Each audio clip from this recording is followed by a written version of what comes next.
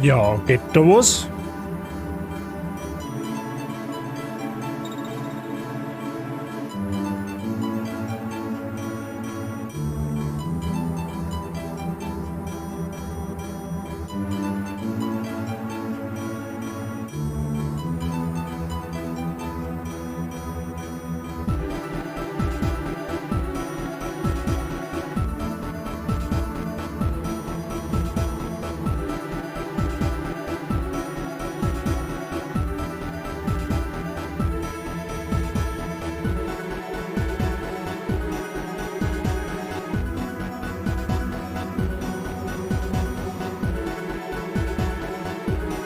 Wenn der Price sagt, dass da was geht, dann geht da was. Grüß Gott beieinander. Von sich habe die Ehre. Fichterli, grüß dich, Mr. Price. Grüß dich Gott, habe die Ehre. Wie geht's uns an diesem Mittwochabend? Ich hoffe, ihr habt die Hälfte der Woche bisher gut überstanden. Wie schauen wir aus? Tipp. Ja, da ist schon einer spitz auf Tipp, habe ich gehört. Ihr habt's quasi zwecks der Lara da, oder wie sage ich das? Zwecks der Holz vor der Hütten. Zwecks den Holz vor der Hütten. So. Sehe ich das richtig? So. Da Fichterli schreibt der Herzl. Also ich tippe jetzt einmal, entweder sie ist noch im Mute oder ihr das heißt einfach nur, ihr geht's gut. Eins von beiden. Oder beides. Ja, sie ist im Mute und ihr geht's gut. Das kann natürlich auch möglich sein. So. Wie schauen wir denn aus? Ich hab... Nein, nicht mehr. Ich habe einmal welche gehabt, aber das ist schon 3 Jahre her. Vor 3-4 Jahren habe ich auch noch Tipp gehabt. Aber das ich hab mich dagegen entschieden dann. Du isst gerade und kannst dir dazu verstehen. Dann wünsche ich dir einen guten Appetit. Lass dich von mir nicht stressen. Ja? Ich hoffe, es gibt was Feines zum Speisen. Ja? Aber da machen wir jetzt die wenigsten Sorgen. Ja, ich krieg noch ein Sandwich, tatsächlich. Also, was heißt, kriege ich noch. Dann muss ich mir halt später noch machen, aber... Geht schnell, dauert nicht zu lang, ist gleich fertig und macht satt. Genau. So. Eigentlich, also in Wirklichkeit darf es mir brennend auf God of War interessieren. Aber ich habe ihnen versprochen, wir spielen mal abwechselnd ein Projekt nach dem anderen. Also tun wir das auch. Ja? Heute ballert man wieder ein wenig. Oder schießt man mit dem Pfeilbogen. Je nachdem. Schauen wir mal. Du warst nach der Schule bei Mackie. Ich war das letzte Mal mit Mackie wie ich vom Urlaub heimgekommen bin. Das war im Juni. Mitte, Ende Juni. Das ist so ein bisschen das Ritual von der Frau Bazi und von mir, dass an dem Abend, wo wir vom Urlaub heimfliegen, beziehungsweise wo wir dann in Deutschland landen, da steuert man nach McDonalds an. Das ist also einmal im Jahr, maximal 2-mal im Jahr komme ich ins Mackie. Früher war ich jedes Wochenende. Von daher, so ab und zu habe ich schon einen gescheiten Blanger drauf, dass ich sage, oh leck, jetzt war Mackie schon irgendwie cool, aber... Ich kann meistens widerstehen. Weil vor allem nach 3 Stunden hungert die wieder. Das ist ja das. Du hast da 6 Kilogramm, dann habe ich mein Wunschgewicht. Was ist denn das Wunschgewicht, wenn ich fragen darf von Sie? Muss sie natürlich nicht äußern dazu, um Gottes Willen. Mei, Fichterli weiß es auch noch ganz genau. Sehr schön. So, muss ich mal ein leiser machen, ja? Ein gar laut. So, jetzt, gleich ist besser. Naja, für mich ist die Woche am Montag.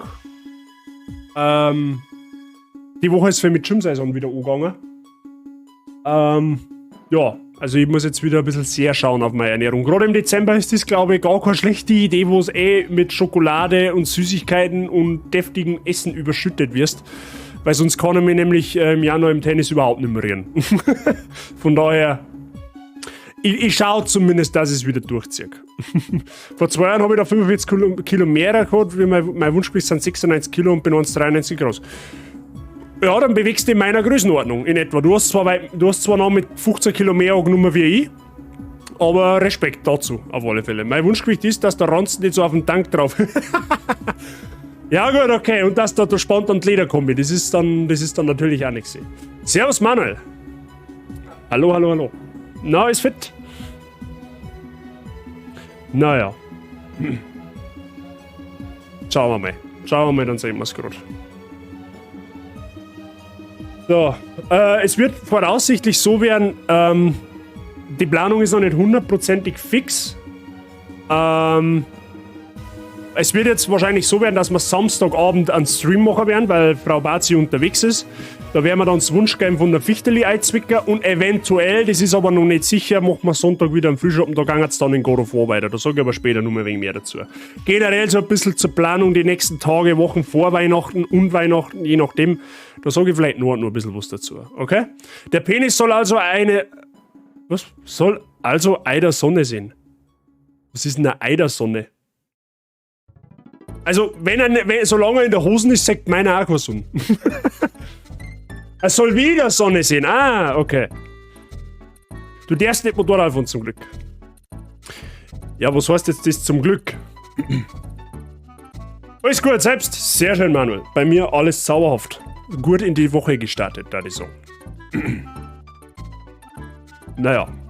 So, wo haben wir denn eigentlich stehen in Tomb Raider? Das war mal die interessante Frage. Wir haben jetzt den Auftrag, einen Empfang wiederherzustellen, ja, beim Funkmasten auf der Insel. Mrs. Lara Croft ist da nicht ganz so confident damit, dass sie das schafft, aber da werden wir halt durch müssen. Also heißt das jetzt erstmal irgendwie einen Empfang wiederherstellen, weil Telekom das wahrscheinlich wieder nicht geschissen gekriegt hat. Ja? Und wenn Telekom nichts geschissen kriegt, dann muss halt Lara Croft lichten. Ja. Das ist, glaube ich, halt Missionsziel Nummer 1. Ja? Wie es dann weitergeht und ob wir überhaupt so weit kommen, muss man sagen, das sehen wir dann. Müssen wir mal schauen. Genau. So, Stream heute wieder circa halb 3:08, je nachdem, wie es sich ausgeht. Schauen wir einfach einmal. Und ich glaube, dass das wie immer unter der Woche eine angenehme Zeit ist. Ja, wenn ich da sagen würde, dass ich entweder Suzuki G6 oder Yamaha 1 oder Yamaha 1 von da, weißt du, warum das heißt, zum Glück. Ich bin gerade die im Super Duke gefahren und lebe noch. Also nur weil man ein schwarzes Bike fährt, heißt das nicht, dass man sich gleich automatisch da rennen muss. Ja? Da muss man es halt haben. Das ist das Einzige. Depthwackeln vom Radioempfang bringt nichts. Depthwackeln beim Hotelempfang ist Gratiszimmer. Weiß ich nicht, da muss, keine Ahnung, bin jetzt überfragt, habe ich die. Mir wackelt man einfach einmal. Was dann dabei rauskommt, ob dann der Empfang sich wieder hinrichtet und stabilisiert, das stellt sich dann aus. Das werden sie uns dann schon sagen. Schauen wir einfach mal. So, Freunde, ich würde sagen, wir fangen mal langsam spielen an, oder? Ich glaube, das ist eine geschmeidige Sache. So, Donkey Kong, so sehr ich deinen Soundtrack auch liebe, musst aber du jetzt trotzdem leider mal kurz den Boppel halten. G6 her wird nicht mehr baut. Das weiß ich nicht. Tatsächlich. Habe ich keine Ahnung. Bin ich raus aus dem Schema. So. Ich hoffe jetzt einmal, dass der... Ja, okay. Ich habe einen Sound oben dran. Holy shit, das Spiel ist unfassbar laut. Ich habe jetzt auf meiner Software den Sound um 50% vom Spiel oben dran. Und das ist immer nur fucking laut. Aber ich glaube, es ist so angenehm. So. Da haben wir stehen bleiben. Genau da an der Stelle. Es schifft immer nur wie aus Eimern. Ja. Weder ist leider nicht so schön, wird Lara selber. Ja. Jetzt schauen wir mal. Da hinten, irgendwo da oben, da ist der Funkmast. Da soll man hin und einen Empfang wiederherstellen, damit die GPS und die Funkgeräte wieder gängen. Es ist angeblich auch Hilfe angefordert. Ja. Mal schauen, wann und ob die überhaupt eintrifft auf der Insel. Ja. So wie es da läuft, wahrscheinlich eher nicht. Aber jetzt schauen wir mal.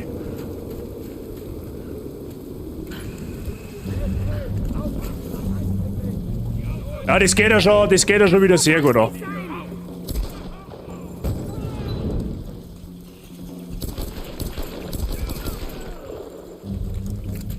Alter, der hat zwei Macheten, was ist mit ihm?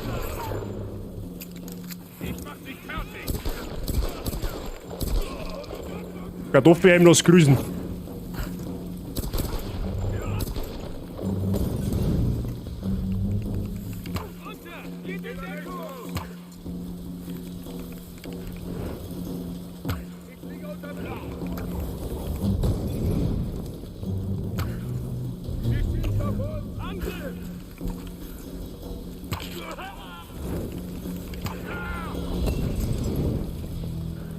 Toll, ich bin da überhaupt nicht warm und soll schon schießen. Toll, das ist eine super Sache.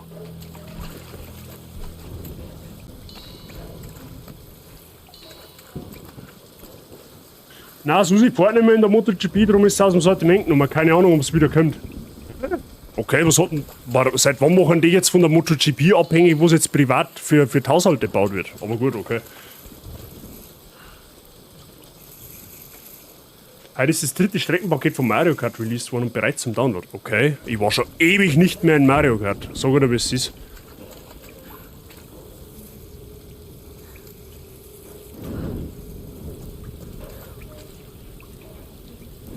Ja, erster Minuten.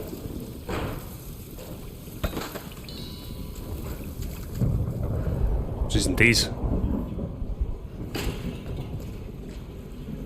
Hast du einfach gerade vorher erst in Facebook gelesen? Okay.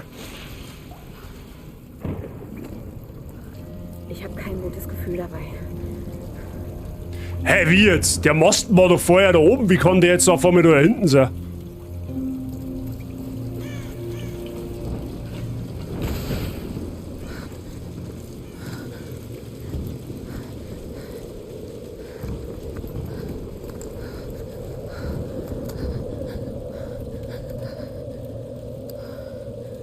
Oh, da kommt wieder eine Filmszene.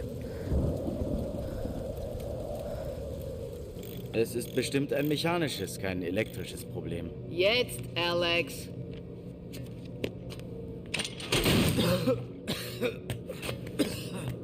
Das könnte ein elektrisches Problem sein. Meinst du?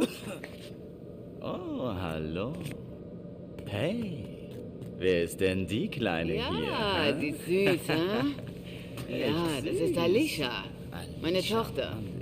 Oh, 14 Jahre alt. Und klüger als du je sein wirst. Fail. kommt dann wohl ganz nach ihrem Vater.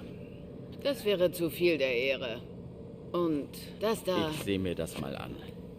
Ist wahrscheinlich elektrisch. Nach dem Vater.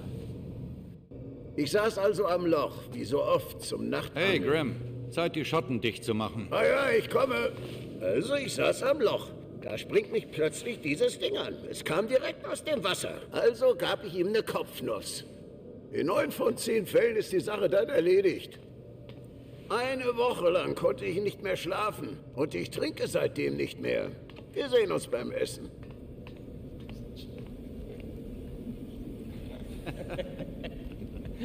Aha.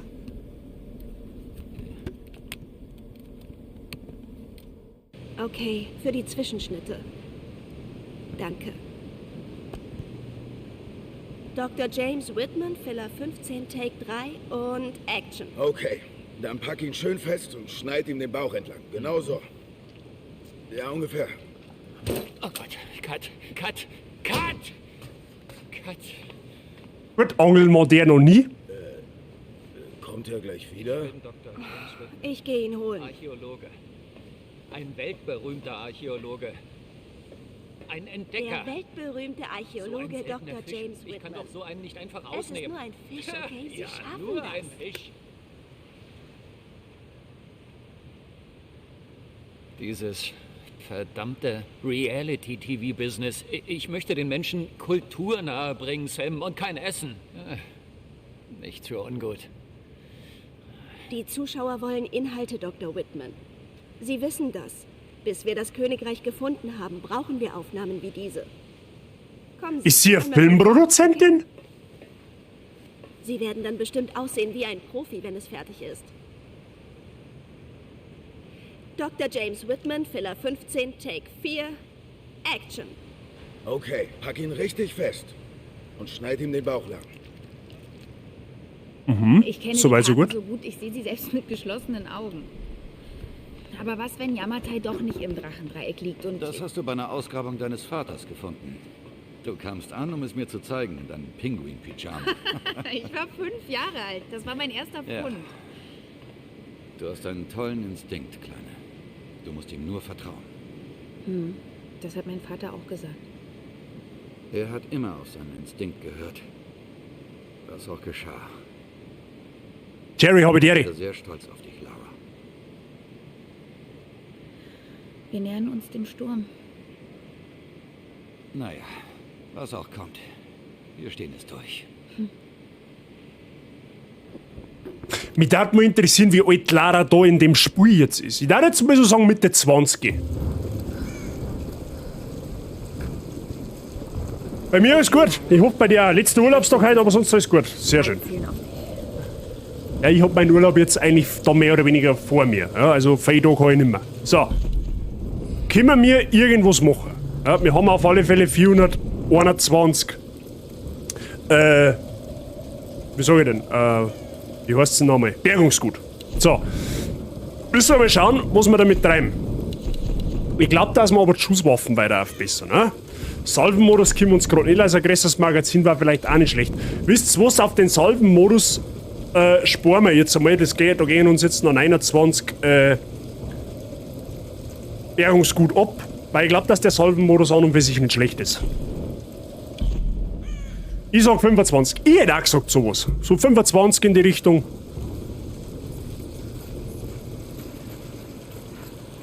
So, können wir... Ah, da kommen schon wieder Gegner. Oder was?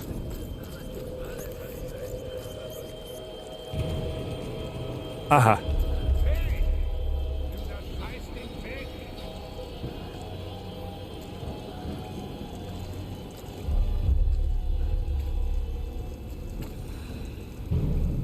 Hey, warum haben wir jetzt auf einmal einen Fähigkeitspunkt? Kann man das Ding ausschießen? Weil der mit seiner Laterne, der blinkt dem ganz schön. So, der wir den einmal da wirgeln, da ja auch nichts passiert. So, und jetzt müssen wir mal schauen, ob wir mir die alle nacheinander ausschalten können, ohne dass uns irgendwer merkt. Der da hinten schwarzt irgendetwas, oder wie sage ich das? So, kümmern wir uns mehr? Ach so. Aber weil er da natürlich da hinten mit seinem Strahler umeinander leicht, jetzt können wir da nicht sneaken. Können wir nicht sneaken und können wir Hops nehmen, ohne dass er es mitkriegt. Das ist natürlich jetzt ein bisschen doof. Wobei das Licht, jetzt Moment einmal, kann man das Licht ausschießen, ist die Frage. Das werden wir jetzt einfach einmal austesten. Ja, mehr wie schief geht, kann es auch nicht.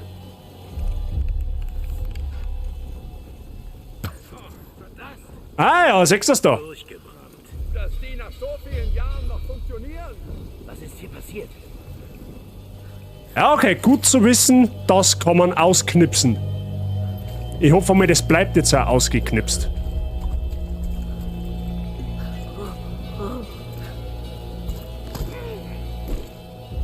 Schön triggert, sneaky peaky.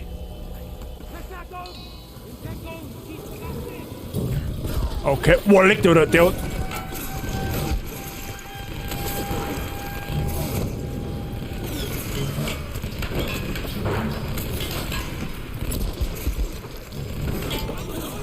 Okay.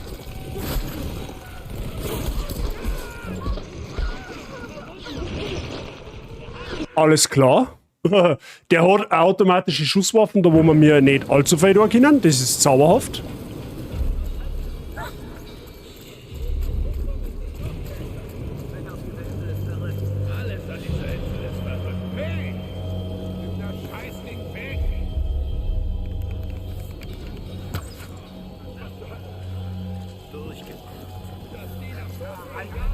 Servus, Wifi. Ja, hast dich was an? Wir haben jetzt gerade ein paar Meter gegangen. Jetzt warte mal, der geht doch dann da oben spazieren, oder nicht? Den sollte man, wenn es geht, aber schnell ausschalten, weil...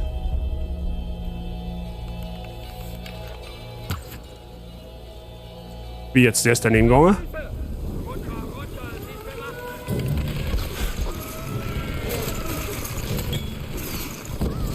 Alter, wie soll's denn das machen? Muss man da einfach durchrennen, oder was?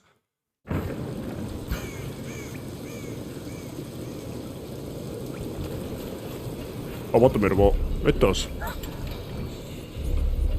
Ja, aber wie soll's denn das machen? Du kannst den anderen kannst du nicht damagen, wenn der hinter seiner Schussmaschine da steht.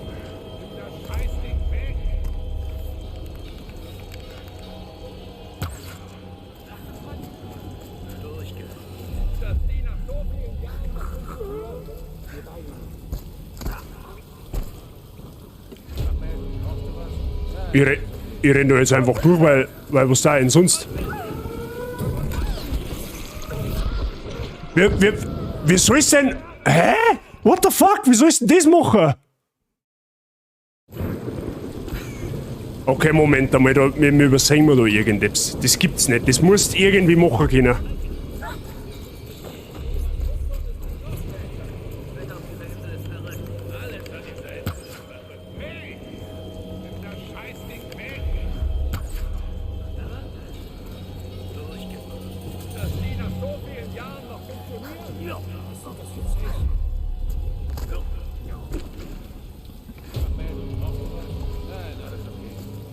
So, jetzt Moment einmal. Du musst da irgendwie. Den musst irgendwie ausschalten können da drum, weißt du, das gibt's anders nicht.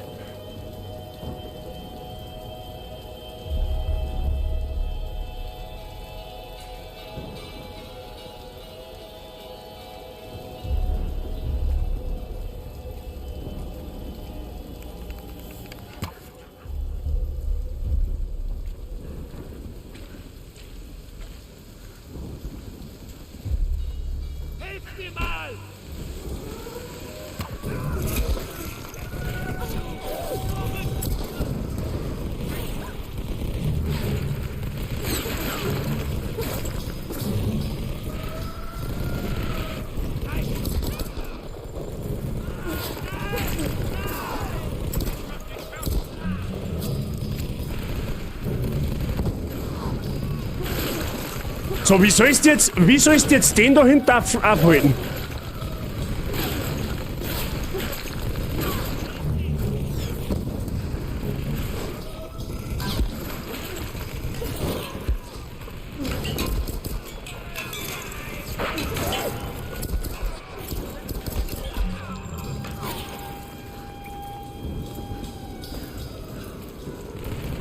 Da, wie sollst du den jetzt, wie sollst du jetzt das machen? Wie sollst du jetzt das machen? Nein, Molly hab ich keinen. Wie sollst du jetzt da hin tippen? Wie sollst du da hinkommen, ohne dass dich der Hops nimmt? Das ist ja, du kannst ihn ja nicht einmal über den Haufen schießen.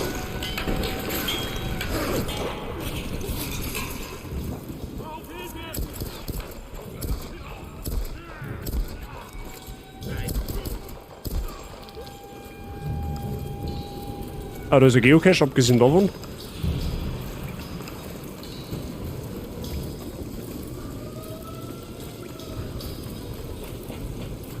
Warte mal, gibt's so einen anderen Weg?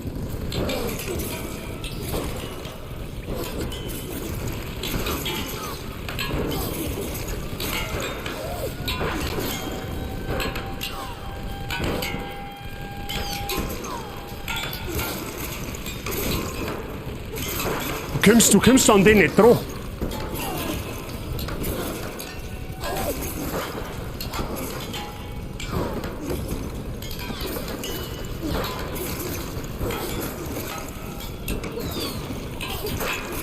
Rohr?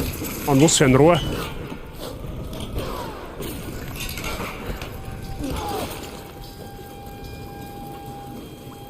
Ich hab jetzt ohne Scheiß, ich hab keinen Plan, wie ich das machen soll.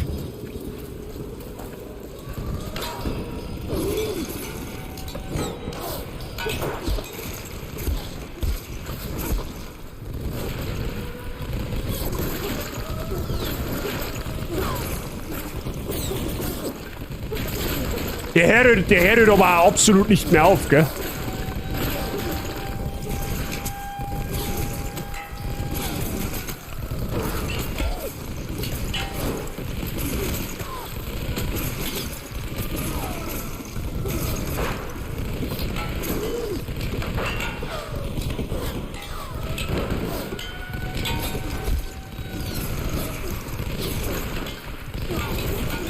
Er ist schon cool hinter seiner Mauer mit seiner Pistole. Dort hat er ja keine Probleme nicht.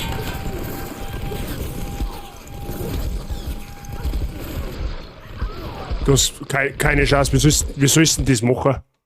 Wie soll jetzt mal ernsthaft, wie sollst du denn da zubekommen?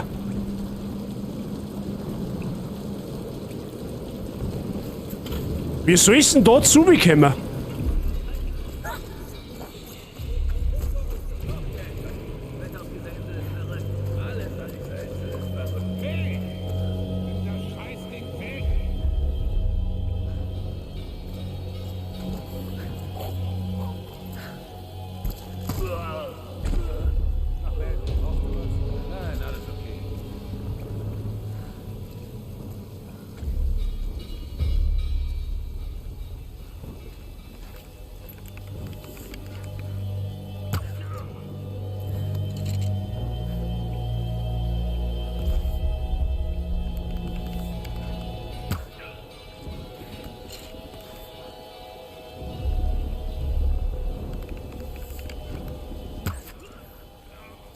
So. Die haben jetzt hier. Und jetzt soll ich da durch.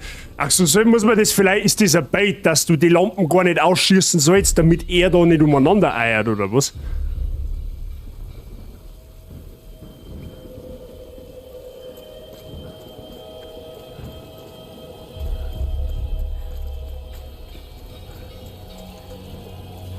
Okay, der Bait ist mies. Der ist richtig mies.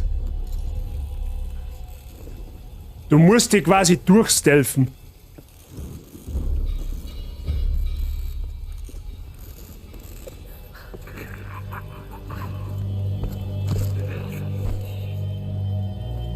So, und jetzt, oh, den anderen, den schießt jetzt so Hundsdrecker in seine Kniescheiben, meine, dass es nicht mehr schön ist. Du dummes Arschloch, du dummes.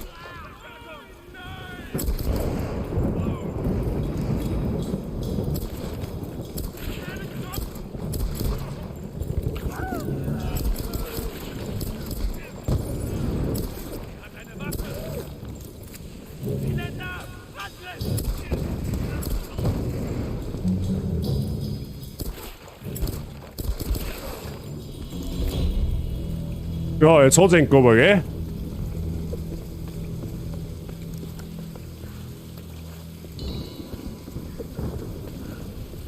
So, erst einmal looten.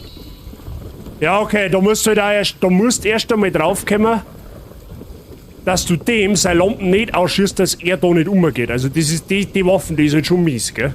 Der versteckt sich da dahinter und schießt da wie so ein Geistesgestörter. Jetzt können wir aber tatsächlich die anderen Leichen noch looten. Weil da liegen ja noch schließlich ein paar.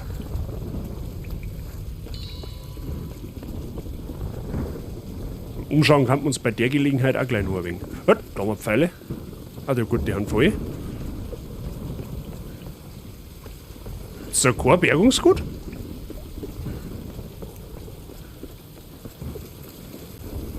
Da geht's noch hinterher dann, okay.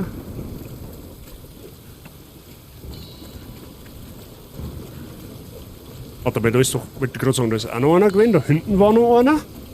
Normalerweise. So, und da herum haben wir ja auch den ersten gleich hops genommen.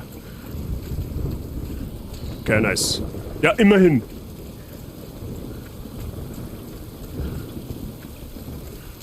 So, jetzt schauen wir da auch noch nach. Der Vollständigkeit halber. Ah, siehst du es da? Hä, warum kann man das... Hä? Kann man das nicht slingen? Achso, da ist... Achso, das ist ein Pistolenschusskisten. Okay. Das ist nicht auf.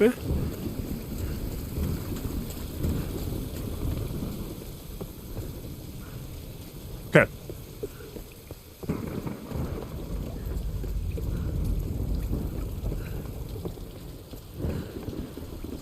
Nochmal auch noch etwas. Okay. Diese Münze fand ihren Weg nach Japan vermutlich irgendwann Mitte des 19. Jahrhunderts. Aha, und was soll das jetzt? Ist einfach ein Sturmmünzen, oder wie? Okay. Der Feier, der Habidere. Alles fit bei dir. Danke für den Lurk. Ja gut, okay, Sturmmünzen. Ist wahrscheinlich auch massivst von der Inflation betroffen mittlerweile, aber okay. Wenn es schon umsonst ist, oft nehmen wir es halt mit. Oh, was haben wir da noch? Ah, ja, er wollte auch noch, er lässt auch noch einen Loot da, sehr gut.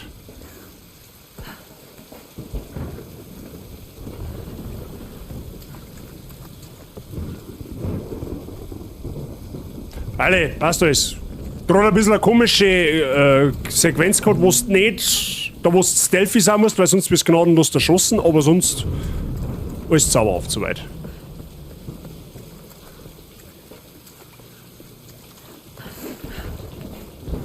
So, schauen wir mal. Dieser Bunker. Zweiter Weltkrieg. Wahrscheinlich japanisch. So, Schuss haben wir ja alle meine, oder? Jawohl.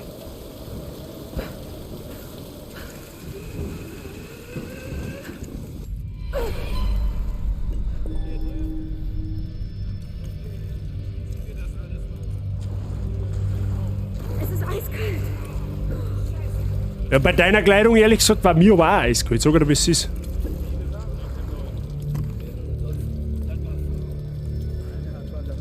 Oh, da haben wir... Was auch geschieht, ich folge jetzt Vater Matthias. Ich sitze zwar auf dieser Insel fest, habe aber den bestmöglichen Job.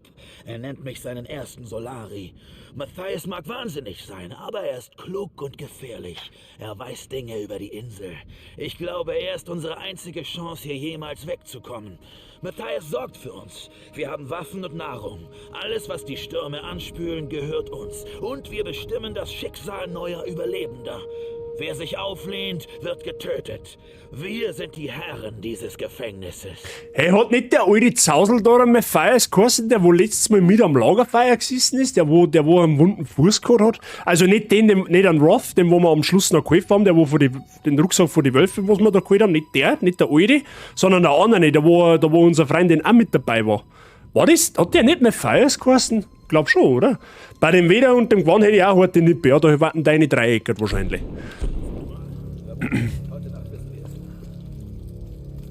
Oh, da meine ich, das schmeckt schon wieder nach Stealth, wenn du mich fragst. Ah, wir haben jetzt gerade eine eiserne Lektion gelernt. Stealth ist meistens die Devise. Okay, und da gibt es irgendeinen Giftnebel, oder was?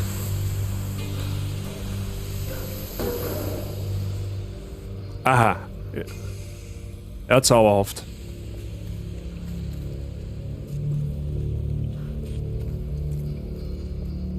Bisschen am Booty checken.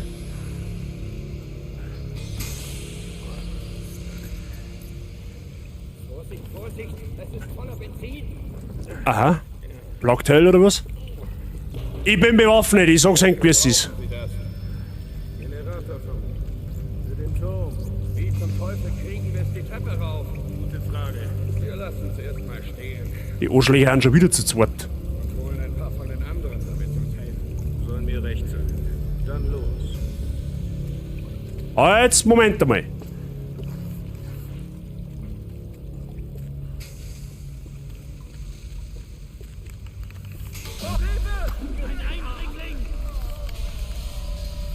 Du dein Rissel her und dann hat's dich.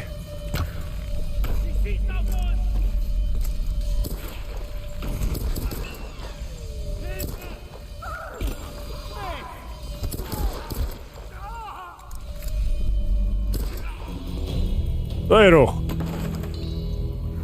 Gut, aber manchmal kannst du auch gar nicht sneaky peaky. Also, so wie jetzt, die kommen einfach auf die zu und du musst halt schießen. Hey, aber die lassen verdammt viel Bergungsgut droppen, gell? Das muss man vielleicht schon mal sagen.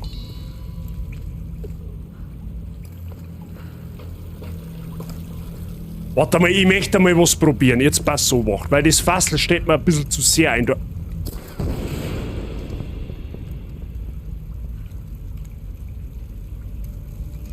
Ja gut, das ist ja, okay, man hätte Sneaky Peaky machen können. Das erklärt jetzt einiges. Man kann auch auf Benzinfassel schießen. Hätte man halt aber einfach auch gleich einlöchen können, ne? Mehr Peng Peng, mehr gut.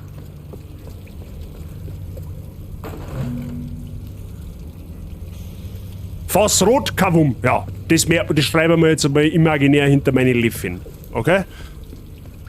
Oder ist ein Scheißhaus?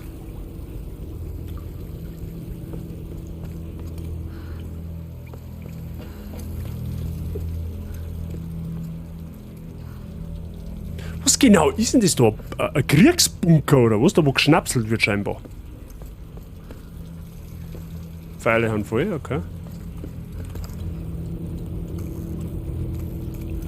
Ruhig stellen, schwere Beinverletzungen setzen Feinde außer Gefecht. Ja, da darf ich die gerne mal sehen, wenn er der Kugel das Knie reinschießt, wie lauffähig, dass du Donner bist. Wahlweise ein Pfeil.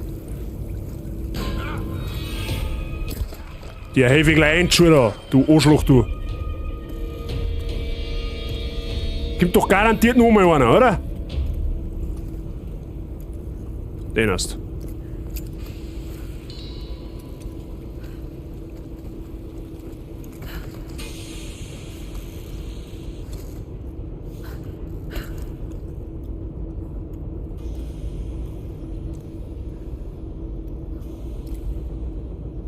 Aha. Spotty, einen wunderschönen guten Mittwochabend wünsche dir. Habe Dere. alles fit im Schritt. So, da haben wir jetzt auf alle Fälle eine Laterne. No one leaves, keiner verlässt uns. So, die Frage ist, wo werfen wir denn die jetzt hin? Wir müssen die, los mir ab, wir müssen die da hinten umwerfen. Habe ich recht?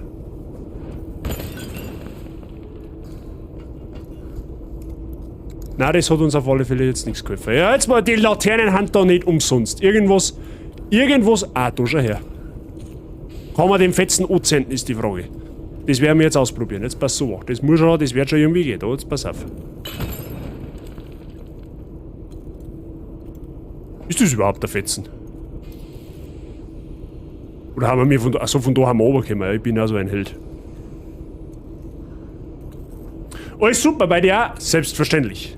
Selbstverständlich. Schön, dass dir auch gut geht. Und damit kann man das. Aha, das kann man. Ach so, das sollte man quasi. Das sollte man quasi einballern, oder wie sage ich das? Ah, jetzt warte mal. Da hat's etwas. Freunde, da hat's irgendetwas. Da müssen wir mal schauen. Da müssen wir mal schauen, das hilft jetzt alles nichts. Aber so wie ich das. Moment einmal. Muss man das vielleicht einwerfen? Wait.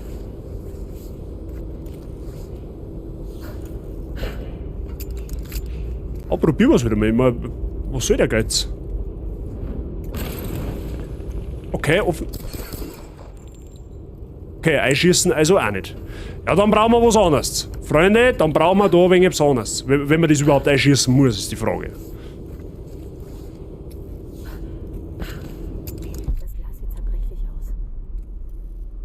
Ach stimmt, ja, einen Überlebensinstinkt hätten wir halt auch noch, gell? So, warte mal. Das Glas schaut zerbrechlich aus. Ja, das. Ah, warte mal, da schau her. Da können wir mal zu dran.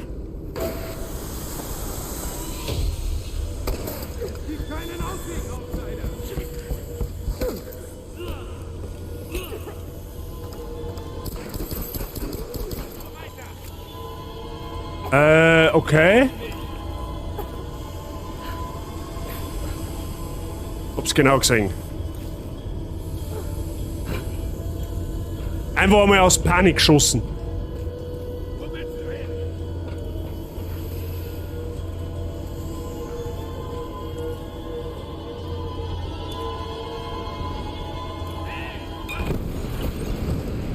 Ich hab mir's genau gedacht, weil wenn der jetzt das Gas da einlässt, dann muss er so dermaßen schäbern, dass es nicht mehr schön ist. Wo ist er denn? Da geht er eine kleine Kugel nachher los. Also du hast einen Bein in der Hosen, gell? Da gehst her. Fahr zur Hölle. Genau so nämlich. Oh, kriegen wir zu Flinten?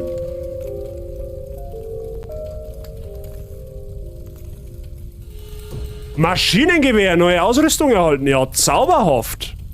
Oh ja, da schau hin. Jetzt haben wir die perfekte Braut, gell? Jetzt wird's aber schon zauberhaft, gell?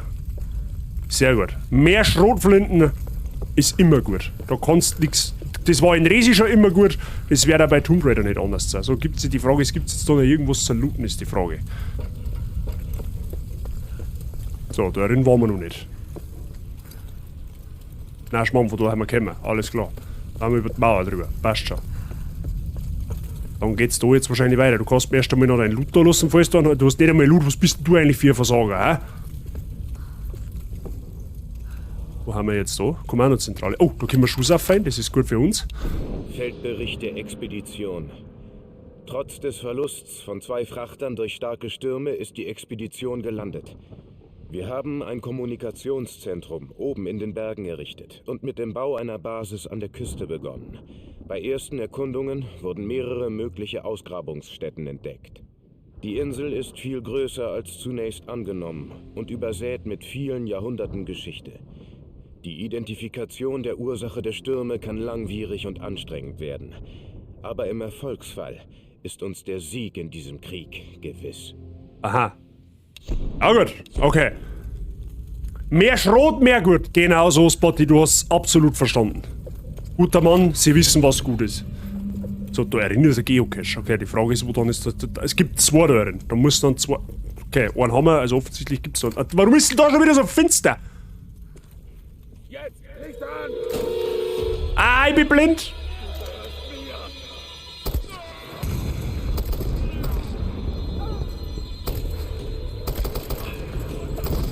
Ihr schießt der Knirschein weg.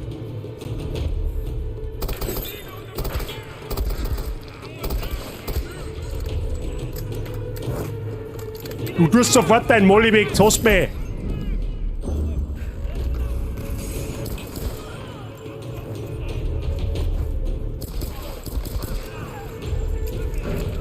Oh, leck.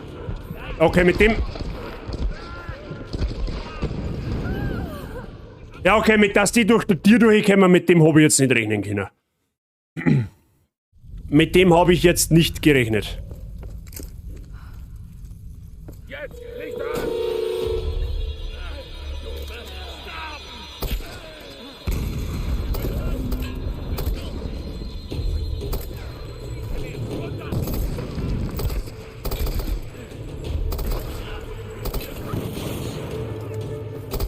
Bist du für Arschloch?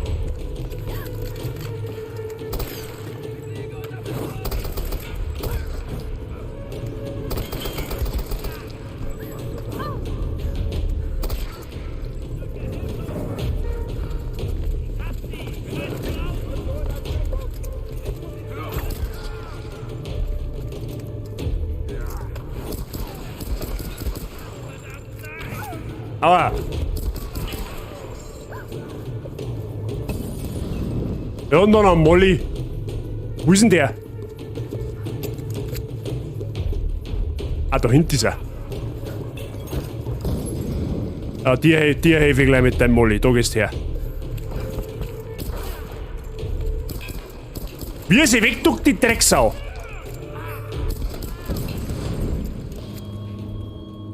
Aber deners, gell? Ah, da ist der zweite Geocache, okay.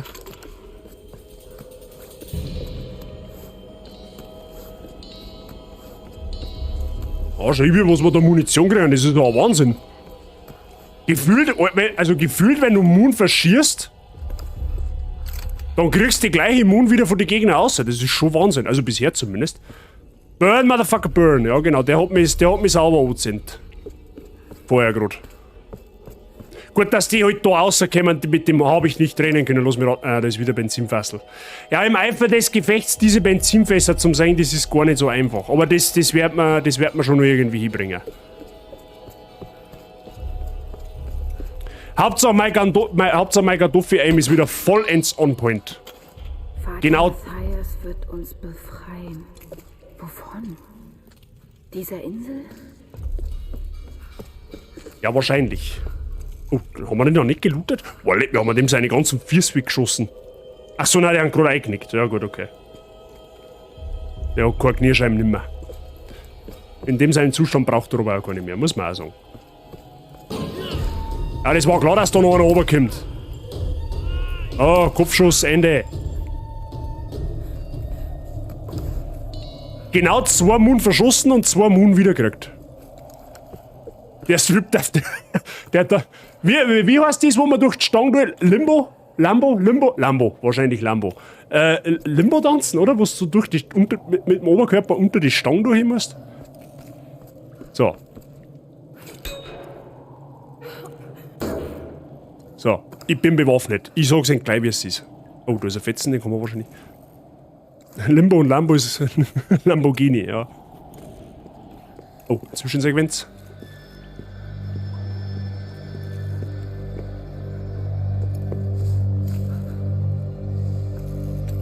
Da ist ein Hebel. It's a trap!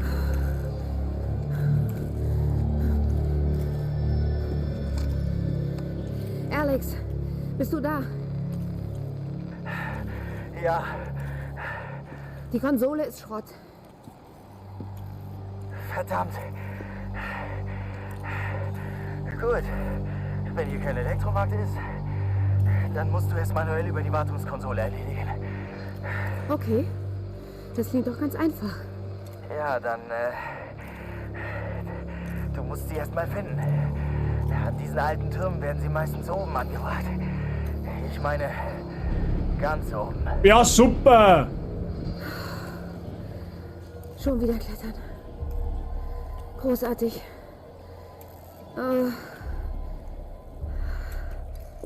Ich darf jetzt auch lieber Martini saufen, wenn ich unter einer Stelle. Aber, Lara, tu dich nicht runter, das schaukelt mir schon, das Ding, gell?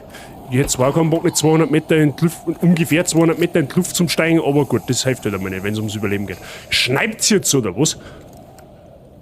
Also, da kommt da wirklich alles zusammen, gell? 6. September 1982. Jetzt bin ich allein. Die anderen sind alle tot. Und das ist auch gut so. Ich habe von den Klippen aus zugesehen, wie ihr provisorisches Boot von den Stürmen hin und her geschleudert wurde. Die Wolken sahen aus wie eine Hand über dem Wasser, die vehement an dem hilflosen Boot zerrte. Keiner überlebte den Zorn dieses Sturms. Ich habe es genau beobachtet. Der Sturm war örtlich begrenzt und kam unvermittelt. Und genauso plötzlich war er auch wieder weg. Und das Interessanteste daran, er wirkte nicht zufällig. Ich spürte Emotion, Absicht. Ich weiß nicht, was auf dieser Insel vor sich geht. Noch nicht. Aber wenn ich entkommen will, muss ich dieses Phänomen zuerst begreifen. Jetzt beginnt meine eigentliche Aufgabe. Gut, er möchte... Geli, habe ich dir. Servus, grüß dich. Alles fit bei dir. Schön, dass du reinschaust. Also, was haben wir jetzt da? In dem Drachendreieck, ne, also die Insel, wo wir da haben, die hat scheinbar ein Wetterphänomen, das wo scheinbar nicht natürlich ist. Das widerspricht sie zwar irgendwie ein bisschen, aber... Also, laut seiner Aussage ist dieses Wetter gesteuert von irgendjemandem, der wo scheinbar ein wenig mehr ist als ein normaler Mensch. Naja, schauen wir mal. Also wie so im Endeffekt so eine Art Spukgeschichte im Bermuda-Dreieck. Ja, du hast es ja, aber da ist später anders und was weiß ich was. Hab mich jetzt zwar noch nicht so genau befasst damit, aber das sollte ich vielleicht auch mal tun. Ja? Naja, fit so halbwegs, wie geht's dir? Oh, warum so halbwegs? Haben wir irgendein Problemchen? Bei mir soweit, alles fit. Das freut mich, dass du reinschaust. So, die Frage ist, wo müssen wir hin? Wahrscheinlich müssen wir wieder durch. Hat aber von da hinten haben wir gekommen, richtig? Ja genau, aber da war die Ballerei.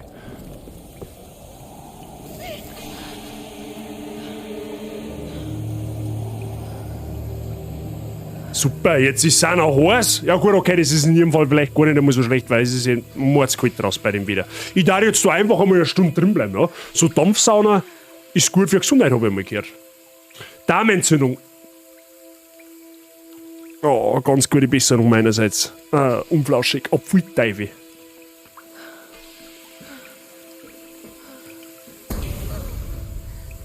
Au.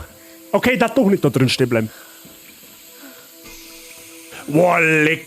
Das erinnert mich gerade brutal an die Szene in Prison Break, falls es irgendwer weiß.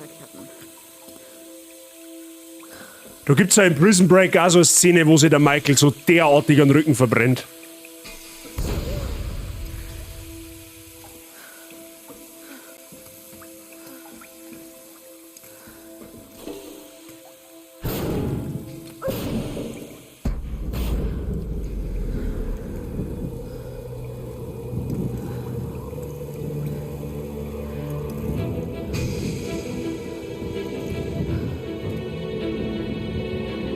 Freunde der Sonne?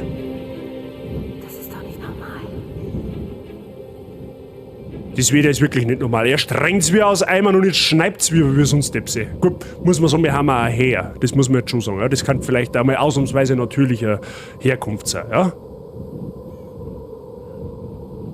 Schön. Es wird schon wieder Unkraut, vergeht nicht. Ja, das auf alle Fälle, aber trotzdem, da gibt's Schönes. Warte mal, nicht, dass wir da was übersehen. Lass mich da noch einmal schauen, nicht, dass da noch irgendwas liegt. Okay, da liegt nichts mehr. Passt, dann können wir weitergehen. So, da haben wir ein Lager. Das ist schon mal gut. So, Fähigkeitspunkt haben wir gekriegt.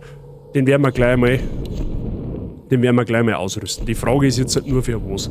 Fähigkeiten überleben, haben wir mir letztes Mal nicht gesagt, dass wir... Plünderung finden Sie bei toten Feinden versteckte Taschen, um zusätzliche Munition zu erhalten. Das Herz ist sehr zauberhaft, das werden wir gleich mal mitnehmen. Weil mehr Moon bekanntermaßen mehr gut ist. Ja? So.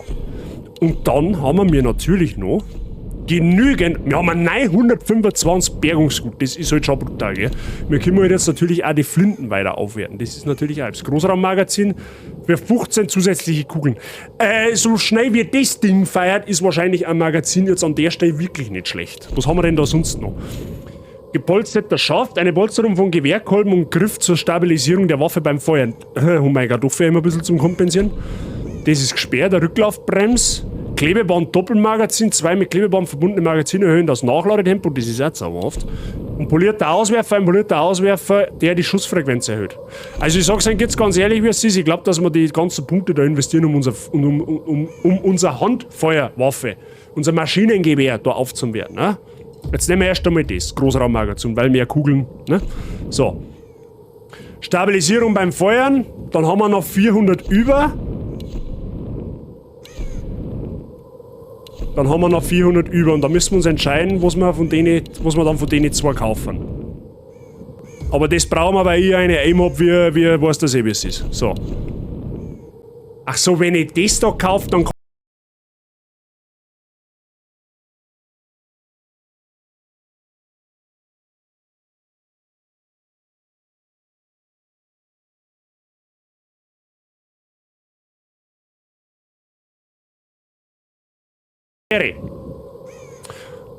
alles fit bei dir, jetzt passt auf. Ja, was nehmen wir jetzt am besten? Polierter Auswerfer, der die Schussfrequenz erhöht? 2 mit Klebeband verbunden mit nur das Nachladetempo. Weil beseitigt effektiv das Gas beim Feuern und verringert so den Rückstoß.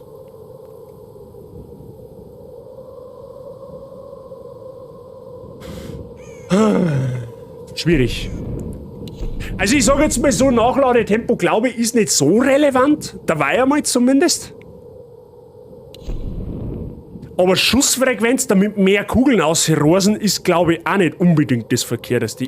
Aber gut, gegen meine Kartoffel haben wir schon was da, wisst ihr, was wir nehmen, Schussfrequenz. Einfach, weil es wurscht ist. Und dann schauen wir mal, ob wir die 150 Punkte noch irgendwo anderweitig investieren können, in unserem Bogen zum Beispiel.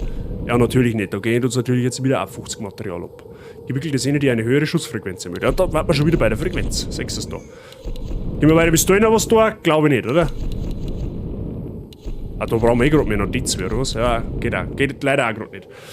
Alter, warum habe ich schon wieder gleich 50.000 Punkte? Das fragst du jetzt ernsthaft? Schau dir mal dein Watchtime an, dann weißt du das warum. Die Frage ist, ja gut, du wirst da wahrscheinlich wieder ein Wunschgame wünschen, so wie ich die kenne. Billiger, habe ich die Ehre, Leute, geht da was? Ja, ich darf schon was sagen, habe ich die Ehre. Alles fit bei dir? Option ist fit bei dir. Na, einfach nur Ausrufezeichen. Genau so. Alles flauschig, aber momentan eine chillige Arbeit und war schon im Gym. Brav, Mr. Option. Das gönne dir von Herzen, dass du eine chillige Arbeit hast. Sehr schön. Ja, Wunschspiel ist das Ziel. Sehr gut. Drive mit 348 Stunden. Respekt. Den Wahnsinn musst du erst einmal so lange aushalten, den was ich da mit dir mit betreibe. Ja? Es hat's alle lauter geschubst. Ich glaube, dass du von alle, die wo jetzt da sind, ich weiß ja nicht wie viel, weil mein Viewer-Account da aus ist und es mir jetzt auch wurscht an der Stelle, aber ich glaube, dass 80% von den Leuten über 100 Stunden haben. Gut, der Feind wieder noch nicht, der ist aber auch noch nicht so lange dabei.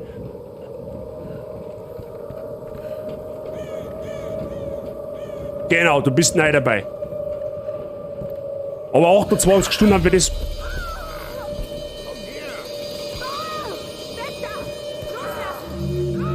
Zufte!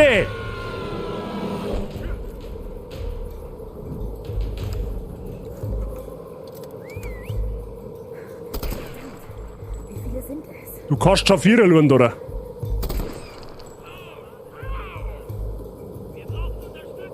Du, dein Kipfelvierer weiß die Hodi, sagt das. Alter, wie viel Schuss hält denn der aus? Stirb!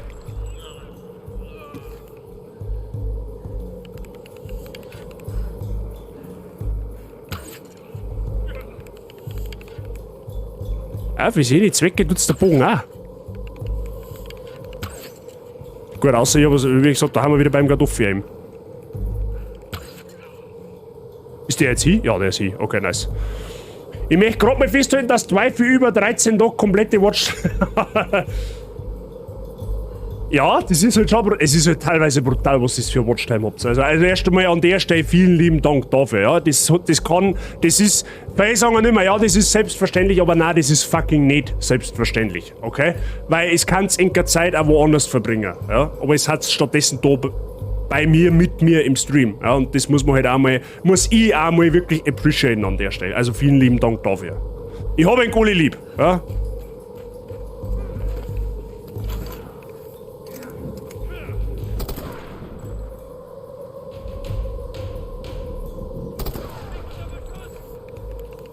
Ja, was möchtest jetzt du allein ausrichten, ist die Frage.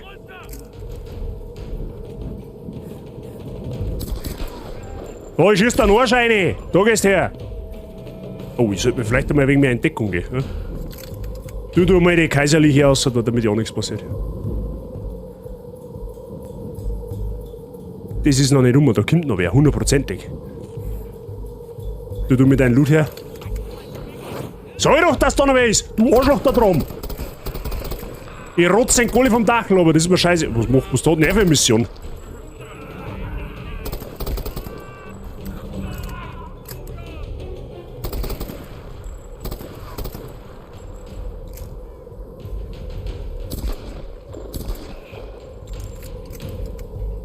Oh, da haben wir nur noch 14 Schuss, da müssen wir jetzt ein bisschen Obacht geben.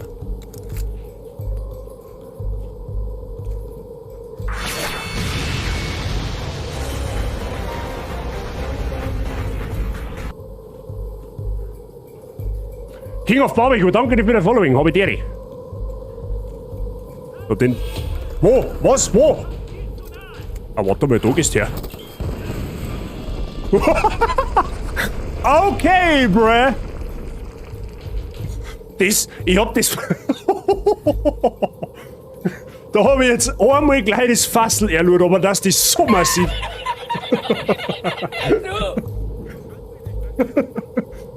Okay, der kann das wer klippen, bitte. Der war jetzt nicht schlecht.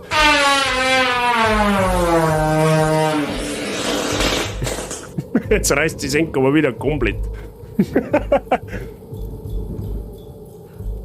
War ein schöner Kopfsprung von dem Nosenbohrer.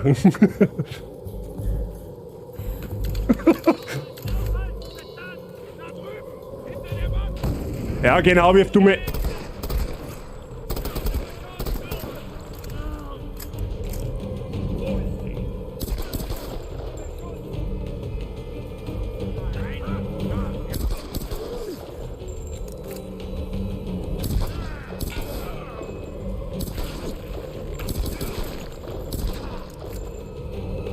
Da ist auch noch oben, ich weiß ganz genau. Da gehst her. Oh. Na!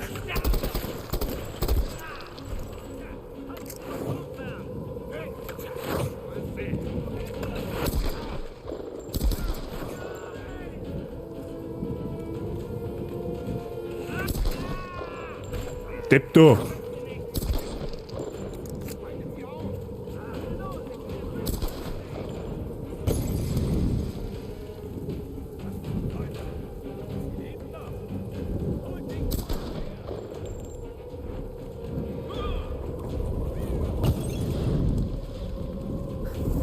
Oh Scheiße, das ist Feuer. Ups.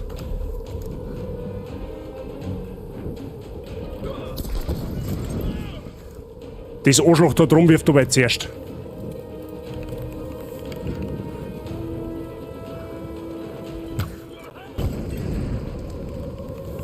Ja. So, das brennt dauerhaft, oder was? Nein. Okay.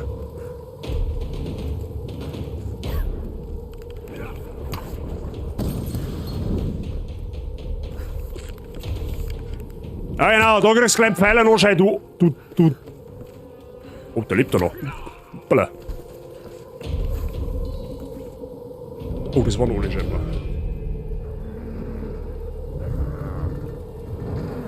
Oleg. Sie gehören mir! Oleg, was ist denn jetzt? Ausweichen. Ist das some kind of boss oder was?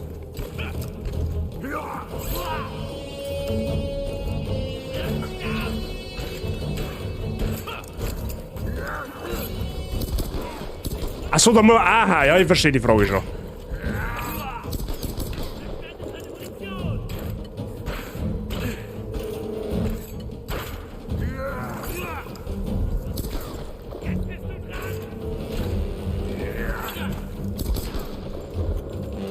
Haha.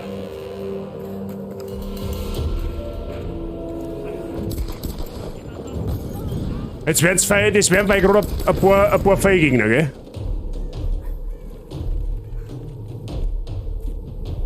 Waffenteile verbessern ihre Waffen erheblich. Durchsuchen sie Bergungsbehälter und tote Gegner, um sie zu ver... Ah, okay. So, jetzt muss ich mal schnell kurz lesen. Sabi, habe die Ehre, grüß dich. Wie geht's da? Ich weiß, ich darf nicht, aber da war er. Was genau... So.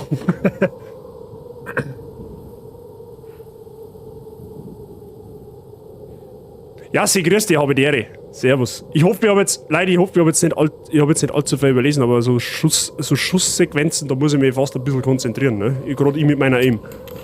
Jetzt werden wir da erst einmal looten, ja, damit nichts passiert. Da ist noch ein Haufen Schuss. Sechs ist da mehr Schuss, mehr gut. Ganz einfach.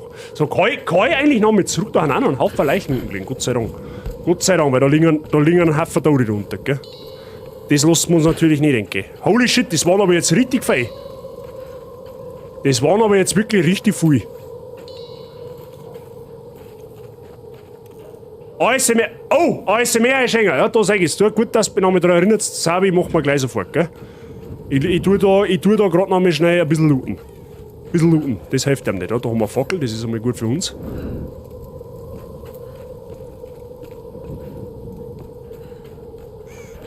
So, da waren noch mehr Tode. Das kostet ein Blame. Aber warte mal, da geht's auch noch rauf. What?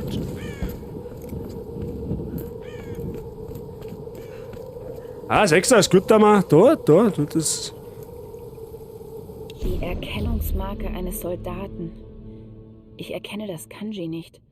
Wurde so etwas im Zweiten Weltkrieg benutzt? Was sind diese Glücksbringer, oder was? Okay.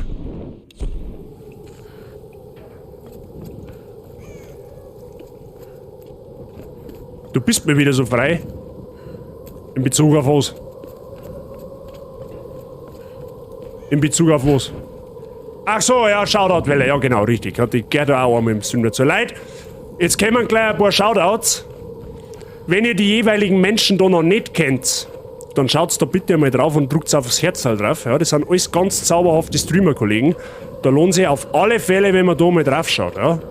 Bitte, Dankeschön. Support ist kein Mord, kostet gar nichts. So, jetzt gehen wir nochmal schnell da auf, da wo wir vorher rein müssen haben und dann besorge ich mal das ASMR-Einschenken für Zabi, gell? Das ist aber hoffentlich auch klar. In der Hoffnung, dass wir da jetzt nichts übersehen. Aber es schaut mir gut an.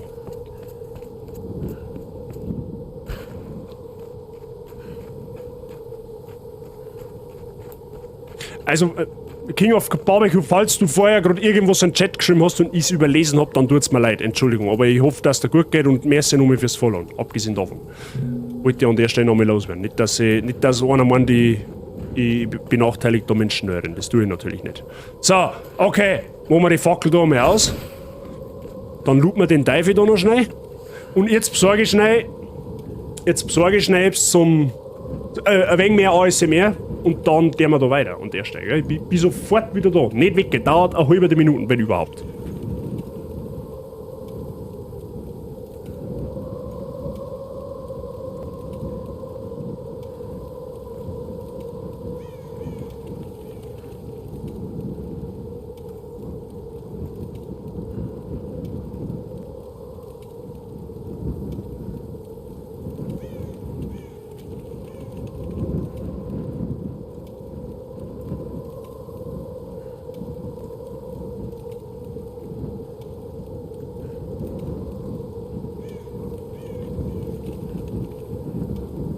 So. Freunde. Jetzt an der Stelle tue ich das einmal schnell geschwind ausmachen, gell? Weil sonst hört sich ja nichts. So. Dann müssen Filter mal raus. Also ich sage einmal, ich richte jetzt eine Triggerwarnung an euch alle, ja? Der eine oder andere kennt ja das Prozedere, wo es jetzt kommt gleich schon ein bisschen. Aber für alle Leute, die jetzt noch nicht bieseln waren, die müssen jetzt dann bieseln gehen und alle, die wo jetzt noch keinen Durst haben, die haben jetzt dann einen. Ja? Also nicht, dass wir hinterher wieder Beschwerden reinfliegen. Gell? So, Sabi, extra für die. Das ist eine ganz neue Flasche. Ja? Da ist ganz viel Kohlensäure und ganz viel ASMR drin und ganz wenig Zucker. Das ist eine zauberhafte Kombination, wenn du mich fragst. Ja? Jetzt schlafen gleich alle ein. Das glaube ich nicht. Das glaube ich nicht an der Stelle. Oh, schon hier. Das fand er schon zauberhaft an, oder? So. In diesem Sinne, ja, ich hoffe, ihr seid bereit.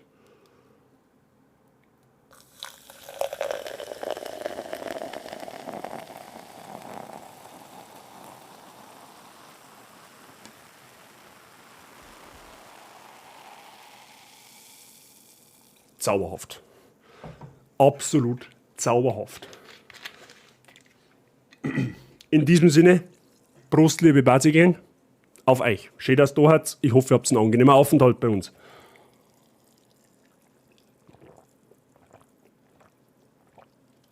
Schönen Gruß von Mike aus der Spätschicht. Mr. Mike, schönen Gruß zurück in die Spätschicht. Ich hoffe, du hast eine angenehme Schicht und ich hoffe, dass es schnell vergeht.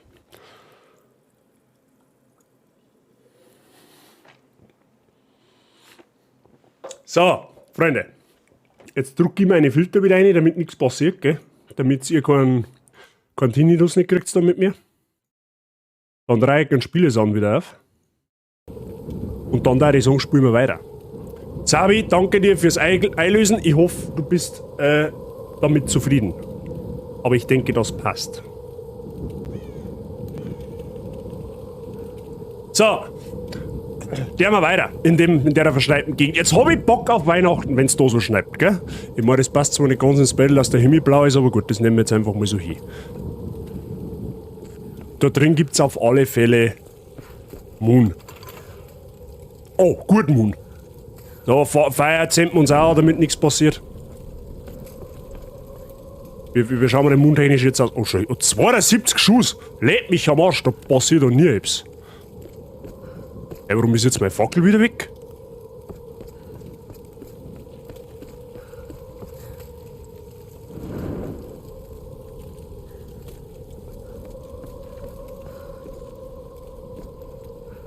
Okay.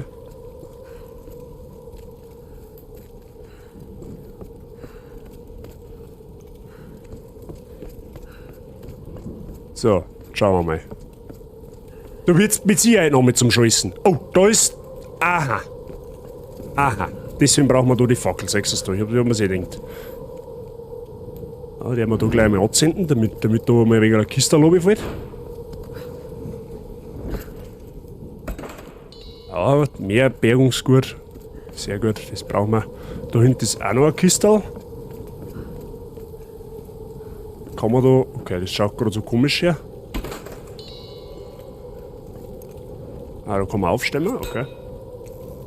Unnützes Gaming mit Blutsakrament, habt ihr alle 2 Punkte oder was? Ja, das machen wir auch noch schnell, weil es eh wurscht ist. Oh, jetzt pass auf. Der Mr. Sei will den Hashtag Bildungsstream nicht außen vor lassen. Ja, das kann ich natürlich verstehen. So, was haben wir denn jetzt? Ah, da waren wir letztes Mal, genau, da haben wir einen Marker gesetzt, gell? 26.000, ach du Scheiße. So. Oh, heute geht's um Mass Effect. Hab ich nie gespielt. Ja, haben wir Mass Effect Spieler in der Community? Ich meine, am Samstag muss ich mal zum Glühmoststandel gehen. Vielleicht komme ich dann in Weihnachtsstimmung. Ja, dann bist du wahrscheinlich in Weihnachtsstimmung. Die Lara muss eine innere Hitze haben. Ja, sie. So scharf wie die ist wurscht. Vergiss mir's einfach.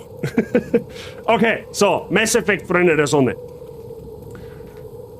Ich muss sparen wegen dem Willkommenssound. Ja, da hast du noch ein paar Meter. Das ist noch ein wenig weg. So, Commander Shepard aus Mass Effect ist nach Alan Shepard, dem ersten Amerikaner im Weltall und dem 5. Menschen auf dem Mond benannt worden. Hört. Ja? Also noch einmal. Ne? Commander Shepard aus Mass Effect ist nach Alan Shepard, dem ersten Amerikaner im Weltall und dem 5. Menschen auf dem Mond benannt worden. Haben wir wieder was gelernt, Freunde der Sonne. Hashtag Bildungsstream. Ja, da sagt noch mal einer, bei mir lernt man nichts. Ja, bei mir lernt man nicht nur, wie man richtig aimt, bei mir lernt man auch so einen Schund. Ja. Ah ja, mein Willkommenssound schicke ich dir dann gleich. Ich tue dich nicht an, weil das passt schon. Da brauchst du dich gar nicht stressen. So. Und was ist Mass Effect? Das ist irgendein so ein Weltraum-Shooter, glaube ich, wenn mich nicht alles täuscht. Also es spielt auf alle Fälle im Weltraum. Oh, wir haben einen Fähigkeitspunkt gekriegt, da schon her. Eine Plakette, wie sie Schützen 2. Klasse in der kaiserlichen japanischen Armee verliehen wurde. Mhm. Eine undeutliche Kanji-Gravierung. Der Name einer Person? Das schaut irgendwie wie so eine Art Verdienstorden aus. Ich habe auch 42.000, ich weiß aber nur nicht, ob ich so einen Sound brauche. Die Leute kriegen es normal mit, wenn ich da bin. Ja, klar, aber so ein Sound ist halt ein Alleinstellungsmerkmal. Ja? Der entsteht ja gewissermaßen aus deiner Feder. Ja? Das soll sich ja von alle anderen abheben, aber das ist natürlich dir selbstverständlich freigestellt, was du mit deinen Punkten ausstellst. Da weiß aber direkt aus. Mass Effect ist doch das riesen Weltraum-RPG-Spielreihe. Möglicherweise, ja, das kann gut sein. Es spielt auf alle Fälle, es hat irgendwas mit dem Weltraum zu tun, auf jeden Fall. So, und jetzt habe ich die Orientierung verloren, damit denke Da ist die, ja, okay, da ist die Kisten gehängt, passt schon. Kenne mich schon wieder aus. Da geht's quasi, nein, da geht's nicht nur rundum. Da ist ein Feierstein und da haben wir das jetzt gefunden. Warum geht's da oben, ist die Frage. Also da kannst du einfach, da ist der andere Zipfel Adam gestanden, der wo mit seinem Molotow-Cocktail da noch ins Geworfen fährt, alles klar. Ja gut, dann müssen wir da raus.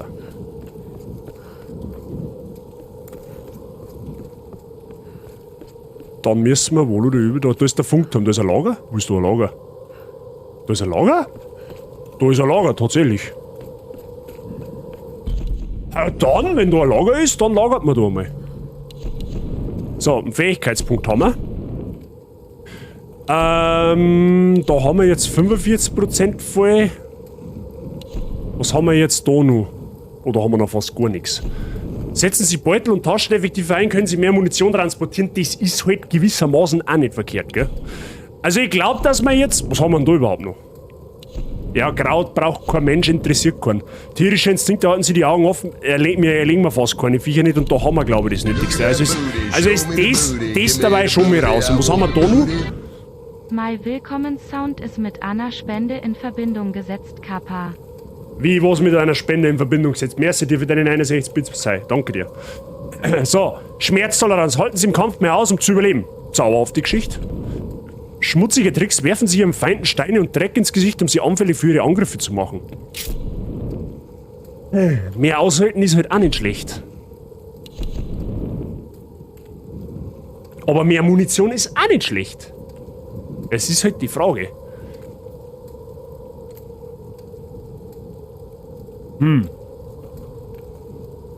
Ist nicht mit Bits werfen so eine Art Spende? Das kommt drauf an, wenn du jetzt alle 2 Minuten irgendwie so ein Ding reinwirfst, dann ist definitiv eine Spende. Es ist ja so eine Spende. Lass es einfach so im Raum stehen, abgesehen davon.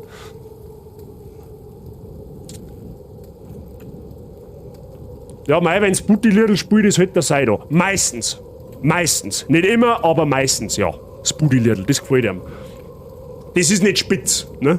So. Ich glaube, mehr Moon ist mehr gut. So, dann haben wir das also auch erledigt. Und dann brauchen wir noch, da müssen wir noch schauen, ob wir unsere Waffen weiter verbessern können. So, wir haben ja vorher gesagt, dass wir da noch irgendetwas brauchen könnten. Rücklaufbremsen beseitigt effektiv das Gas beim Feuern und verringert so den Rückstoß. Das ist zauberhaft und 2 mit Kleberwurm verbunden, man erhöhen die Nachladen. Da, das nehmen wir. Bei Kartoffeln kehrt einfach kompensiert. Das hilft leider ist nichts. So.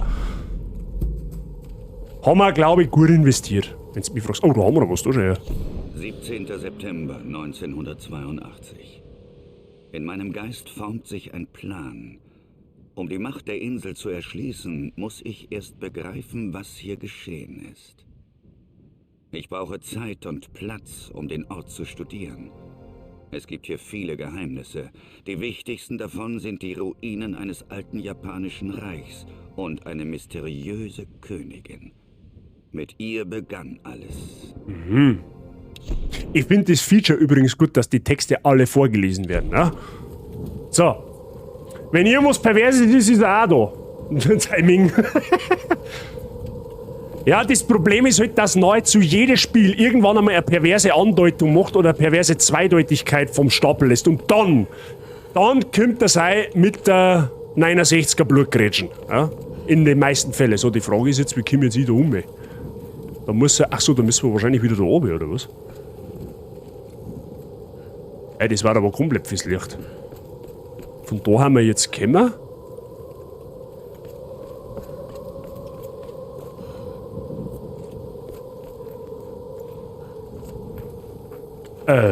Okay. Jetzt bin ich Wie jetzt? Wie soll denn das funktionieren? Das geht ja bergauf. Ach so, ja, okay, ich hab nichts gesagt. Ich bin halt kein Survival-Experte nicht, gell?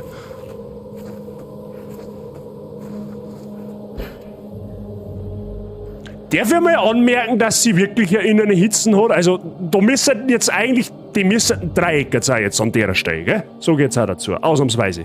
Sogar beim Kratos letztens, ja genau, sogar beim Kratos letztens waren perverse Andeutungen und dann bist du zur Stelle. Also, mich kannst du so am Arsch lecken. Okay, los geht's. Schaut sehr stabil aus.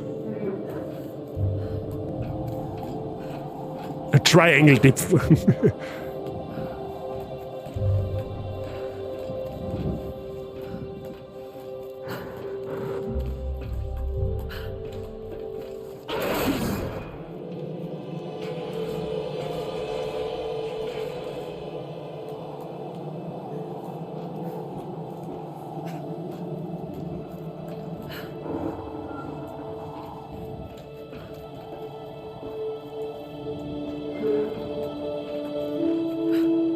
Freunde der Sonne, ich glaube, dass wir jetzt so einen massiven Ausblick haben.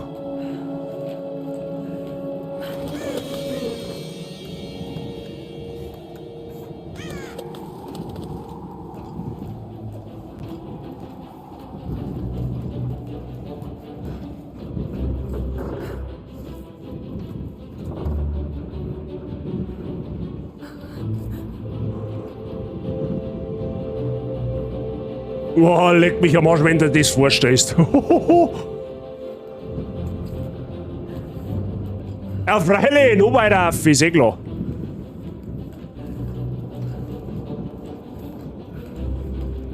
Aber jetzt steht's aber dann auch, gell?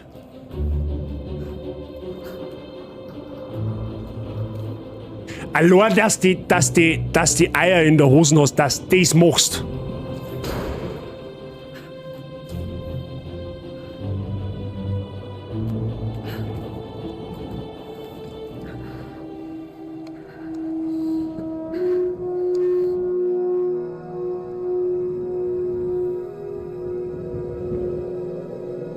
Die Frage ist, wie kommt sie jetzt da wieder runter?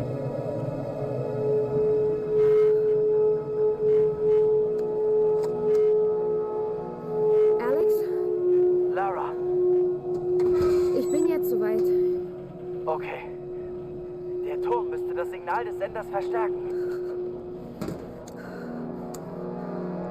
Okay. Gut, such den Notkanal. Und warte auf ein klares Funksignal, bevor du den Notruf absendest. Hey, wir drücken hier unten die Daumen so fest wir können. Danke. Da kannst du sich jetzt halt leider auch nichts kaufen davon.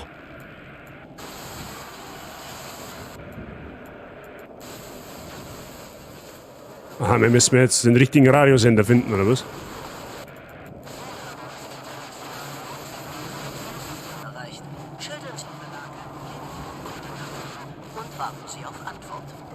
Sie haben das internationale... Mayday! Mayday, hier spricht Lara Croft von der Endurance. Wir sind auf einer Insel im Drachendreieck gestrandet. Wir brauchen Hilfe und auch Medizin. Bitte antworten. Komm schon, komm schon. Mayday, Mayday, hier spricht Lara Croft von der Endurance. Hier ist Flugzeug N177A. Wir suchen seit dem Notsignal Ihres Schiffes nach Ihnen. Hatten kaum noch Hoffnung. Wir auch nicht. Wir können Sie ungefähr orten. Kriegen wir ein visuelles Signal? Mir fällt schon was ein. Wir nehmen Kurs auf Sie. Out. Na. Ah, Lara Croft, du bist meine Heldin. Hey, hat Reyes gerade tatsächlich gelächelt? Gut. Starke Mieze ist das. Ein Feuer. Benzin, Flammen. Das kriege ich hin.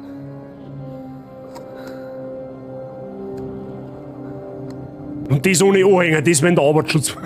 Gnade dir Gott, wenn das der Arbeitsschutz sagt, dann hast du aber wirklich ein Problem, gell?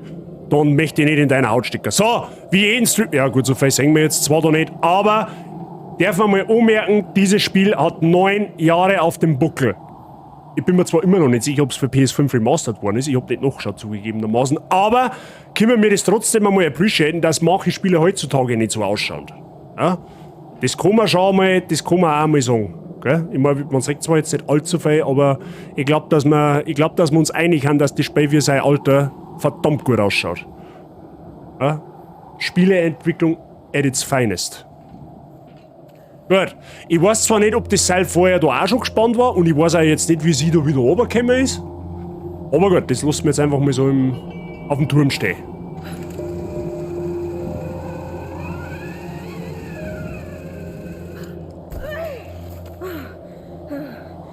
So kommt man definitiv runter. Da war der Benzinkanister, wenn du mich fragst. Und Clara denkt sich bei dem Panorama so eckert. True. So, wir schauen mal den Moon-technisch aus. Sehr gut. Wir schauen mal das Moon-technisch äußerst gut aus. Alter, es gibt den Elden Ring jetzt am PvP-Modus. Den hat's doch schon immer gegeben, oder? Ah, da schaut's mir nach einer Schießerei aus, wenn du mich fragst. Da tu da mit Sicherheitsmaschinengewehr her, damit ja auch nichts passiert. Dann lass rauskommen die Rotzer vor einem Versteck, wo auch immer die haben. Wahrscheinlich da drinnen, oder? Also, wenn du fragst, ich darf jetzt einfach gnadenlos dagegen ballern, dann wird schon rumso da, dass die ganze Insel wackelt. Dann kriegt's auch der letzte blinde Pilot noch mit, wo wir haben.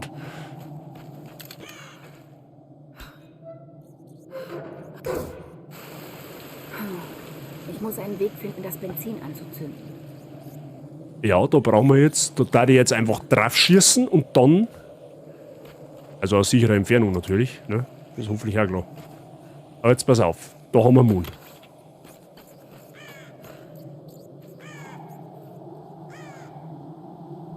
Ach so, okay. Ja gut, ich hab gehört, dass ein DLC angekündigt worden ist, angeblich, ja. Falls dem so sein sollte, werden wir im Frühjahr wahrscheinlich wieder Elden Ring DLC spielen. Ja? Elden Ring war eins der Highlights heuer, für mich. Unter anderem. Ja, müssen wir mal schauen, ob und wann wir das einmal einzwickern.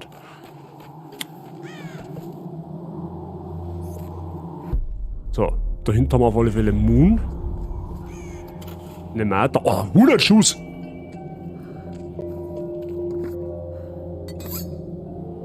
Was ist dieser Feierstall jetzt, oder was? Das DLC war leider fake. Scheiße. Feuerstahl, okay. So sollte es gehen. Feuerstahl. Ja, da halten sie 4 gedrückt.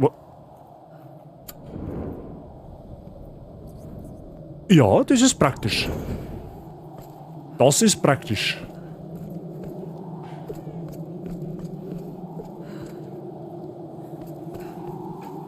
So, gibt's da noch was? Außer ein Gockelmann? Leider voll. Oh Gott, der ist ja schon so alt. So Banganö.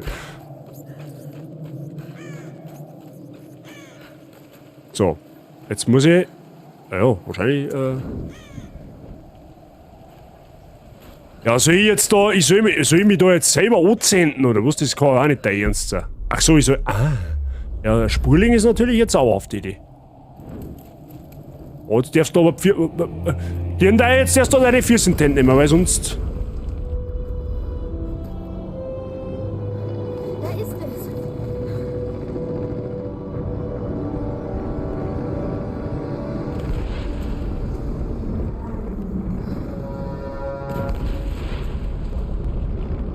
es. Ja, die retten keinen mehr.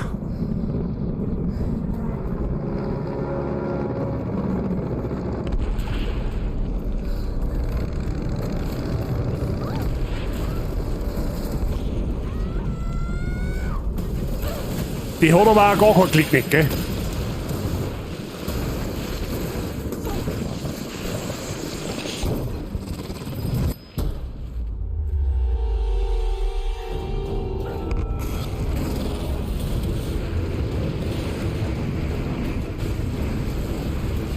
Okay, ich seh jetzt nicht allzu viel.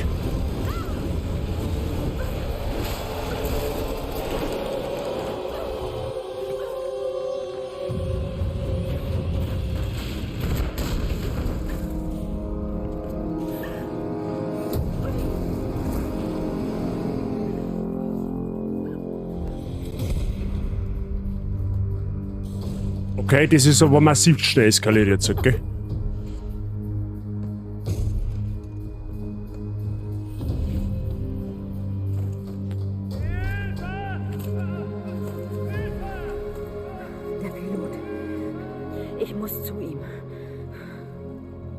ja, wenigstens einer hat es überlebt.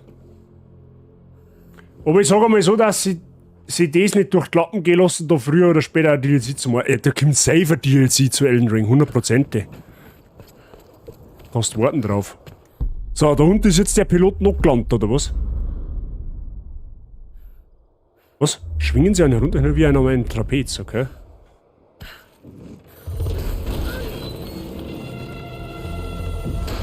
Ich wollte gerade sagen, die Bude ist nicht safe.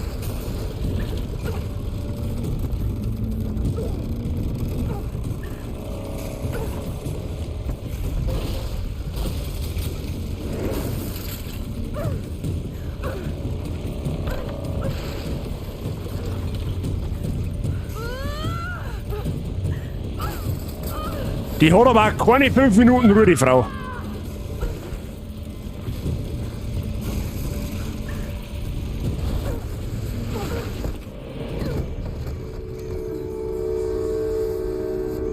Ja, das ist sehr schnell eskaliert, da hast du recht. Bigler habe ich die.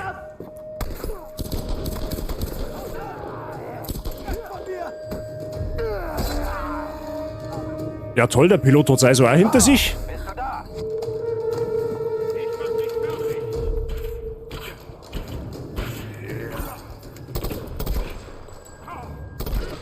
Du Anfänger mit deinem Schädel, du kannst doch gar nichts. So, der muss uns einmal umschauen. Gut, die Miete ist dann somit hinfällig, da verlangst du gar nichts mehr. Messer rein, Gedärme raus. Genau so ist es. Ja, nur ein Schott, dass das unser Pilot gewesen war. Ich finde es das praktisch, dass wir jetzt einen Feuerstor haben. Okay. Oh, da haben wir noch was. Da haben wir ein bisschen ein Moon.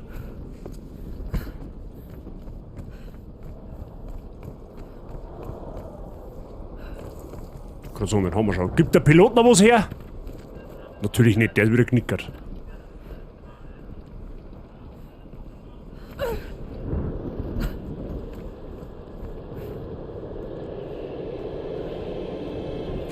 Die Lara macht es schon. Ja, wenn nicht Lara, wer denn dann?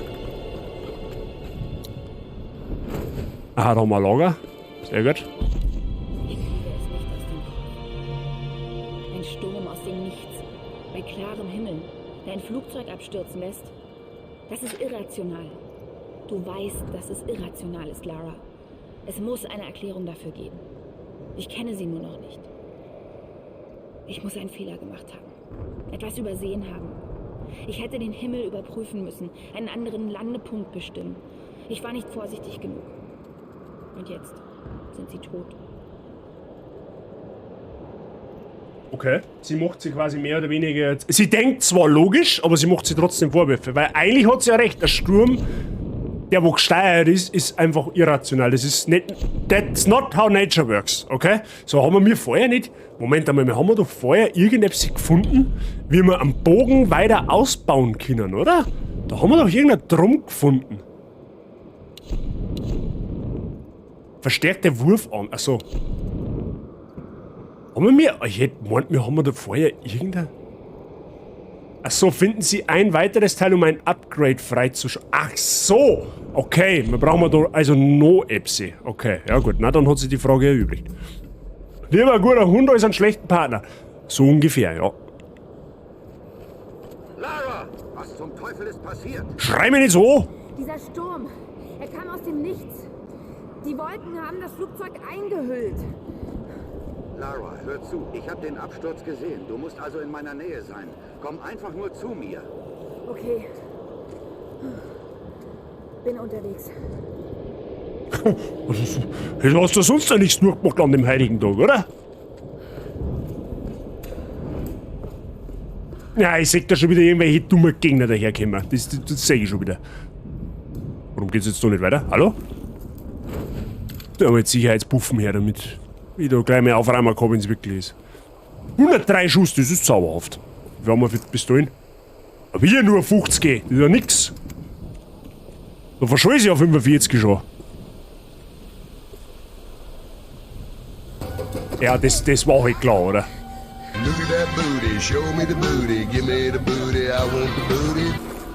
Lieber eine gute Hand als ein schlechter Partner. Sich vor Lachen auf dem Boden wälzen, nett Hund.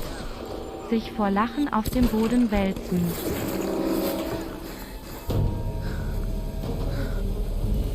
Seil, neue Ausrüstung erhalten.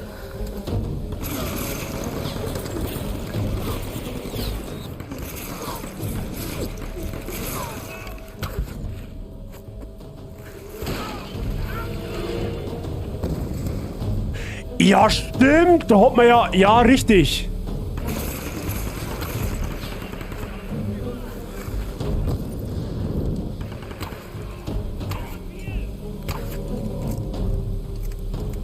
Du dein Molotow weg, weißt du, hat du Arschkeibe.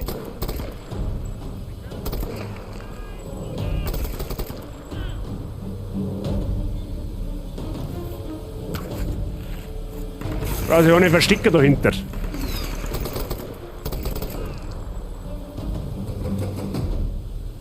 Das möchte... Ein Seilpfeil, okay. Sei, danke dir für deine 69. Lieber eine gute Hand als ein schlechter Partner. Ja, es wird beim Warten, gell? Wenn du eine schlechte Hand hast, brauchst wenn du einen schlechten Partner hast, brauchst du eine gute Hand. So, der mal looten.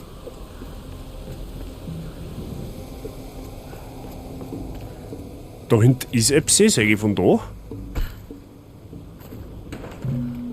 Ist es da? Sag ich doch, dass da was ist. Ist da unten auch noch irgendetwas?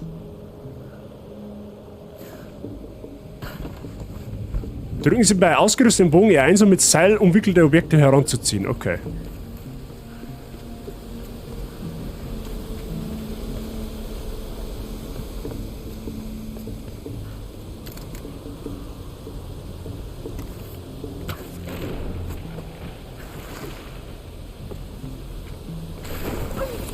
Achso, und da muss man... Achso, ja, okay. Der bleibt quasi logischerweise nicht auf der Position, sondern er muss dann relativ zügig da hinspringen. Alles klar, okay. So, ist kein Zahme gleich einen Loot fallen lassen?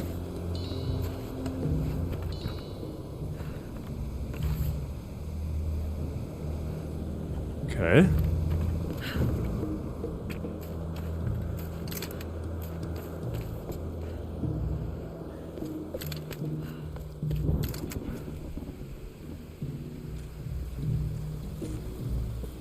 Da stinkt schon wieder noch Gegner.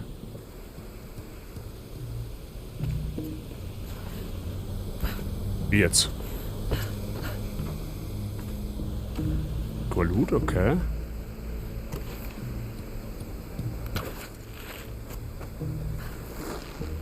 Okay, das bringt uns nix. Das könnte ein guter Punkt zum Einhaken sein. Ach, da ist... Ah! Seilbrücken. Okay. Die Braut ist einfach so ultra. Also mit der, wenn es mit der Wildnis aussetzt, hätte ich keine Sekunde Angst, dass ich nicht überlebe. Sag ich dir, wie es ist. Sie ist der Bear Grylls in gescheit, also in richtig heftig, so. Der Bear Grylls in attraktiv, wenn man so will. Die Frage ist, wie komme ich jetzt da rauf? Du musst da irgendwie raufkommen, oder nicht? Warte mal, kann man da hinter Seilbrücke machen?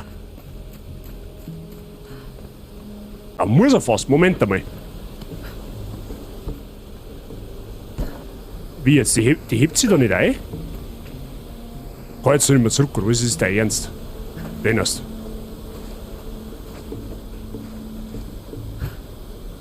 Mal zum Nachdenken, wo hat sich das ganze Seil eingeschoben? So genau nehmen wir es nicht, Mr. Bichler. Ah, kriegst du das da? Und schau, können wir nämlich da um.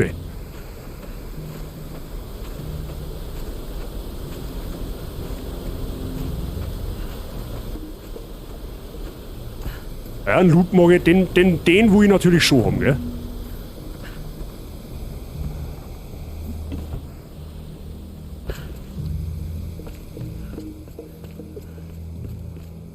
Aha. Die hinten ist doch auch nicht... Achso, da gab's Loot, okay. Es bleibt immer geschmeidig das Seil, genau.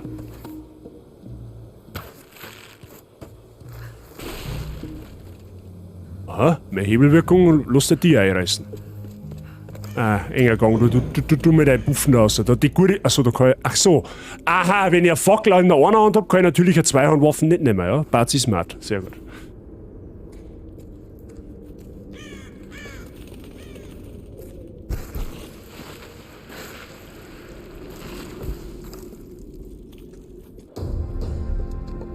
Wie gut, dass wir da raus sind. Kann man wohl sagen. Es sah so gut aus. Und dann war da dieser Sturm. Er kam aus dem Nichts. Es war nicht deine Schuld. Ich habe sie hergerufen, Roth. Hey, wir finden einen Weg. Mayday, Mayday. Hier Co-Pilot Jessup von Flugzeug N177A. Hallo? Hallo, hören Sie mich? Ich wurde schwer verletzt und brauche dringend Hilfe. Ist da jemand? Captain Jessup, hören Sie mich? Ich habe ein Rauchsignal entzündet. Bitte. Verdammt, er hört mich nicht. Ich muss zu ihm. Nein. Da ist sein Signal. Wir müssen uns um unsere Leute kümmern und uns sammeln, wenn wir Sam wieder haben. Ich kann ihn doch nicht einfach im Stich lassen. Ich gehe jetzt zu ihm. Manchmal ist es notwendig, Opfer zu bringen. Du kannst nicht jeden retten. Ich weiß, was es heißt, Opfer zu bringen. Nein, das waren Verluste. Opfer zu bringen ist deine Entscheidung. Verlust passiert dir einfach. Ich habe entschieden, ihn nicht sterben zu lassen, Roth. Gute Leute, das ist die richtige Einstellung. So, erreichen Sie das Rauchsignal. Ja, welches? Ist das schwarze oder das blaue? So, erst einmal ans Lager sitzen. Ja. Oh, einen Fähigkeitspunkt haben wir, das ist gut. So, schauen wir mal. Da haben wir jetzt alles. Dann schauen wir mal, was wir da noch. Da haben wir eigentlich auch. So, da wollten wir weiterschauen. Halten Sie im Kampf mehr aus, um zu überleben. Ja, das ist gut, das nehmen wir. Da haben wir vorher uns nicht entscheiden können. Da nehmen wir uns auf alle Fälle mehr Gesundheit. Sie können mehr Schaden einstecken, bevor Sie sterben. Sehr gut. Neue Fähigkeitsrang freigeschaltet. Glückwunsch, ein neuer Fähigkeitsrang wurde freigeschaltet. Lara ist nun abgehärtet und kann ihre Kletteraxt im Kampf einsetzen. Drücken Sie Dreieck in der Nähe von Feinden, um diese mit der Axt anzugreifen. Attackieren Sie Feinde mehrmals, um sie zu betäuben. Aha. Also umbringen kann ich mit der Axt quasi keinen. Naja gut, okay.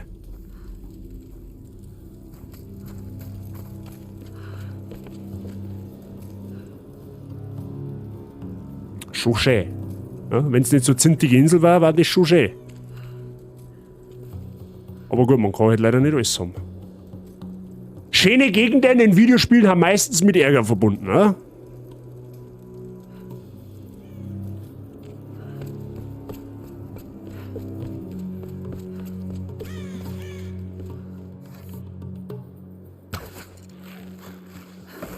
Ja, ab geht die Post. Ist sauber. Oben finden wir niemanden. Mag sein, aber Befehl ist Befehl. Aha, und was hat sie jetzt für Forschungstruppen? Du durchsuchst diese Ruinen. Ich fang gleich damit an. Ist da immer Benzinwasser? Ich frage für einen Freund. Zeitverschwendung.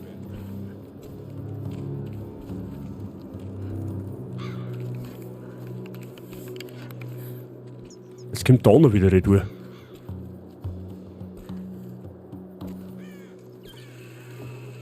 Wollte ich gerade sagen, was war denn dem seine Mission jetzt?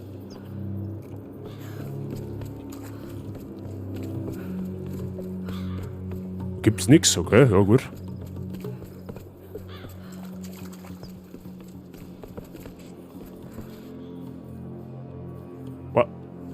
Aha, der steht jetzt da oben. Jetzt pass auf, dann können wir doch jetzt bestimmt Sneaky Peeky einfach ausschalten. Hilft mir mal einer!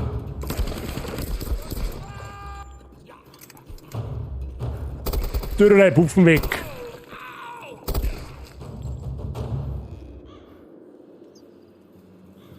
Okay, Sneaky Peeky war nicht so eine gute Idee. Wo sind alle überhaupt hingeflogen? Ich bin hier, Reyes. Wie ist die Lage? Wir sind einer Gruppe Männer einer Art Schnack gefolgt.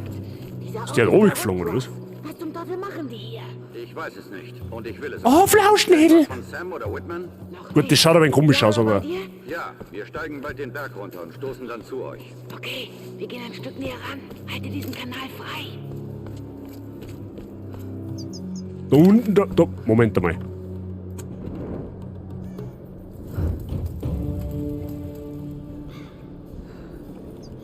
Ach, wir haben ja jetzt wieder in dem einen Dorf. Warte mal, da hinten ist doch noch irgendwo ein anderer Zipfelarm, der sich da runtergeschwungen hat, oder? Der steht doch garantiert da unten irgendwo umeinander.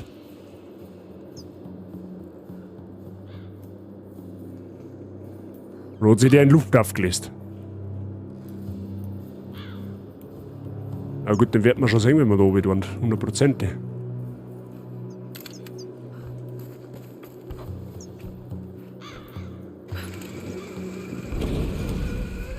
Ja.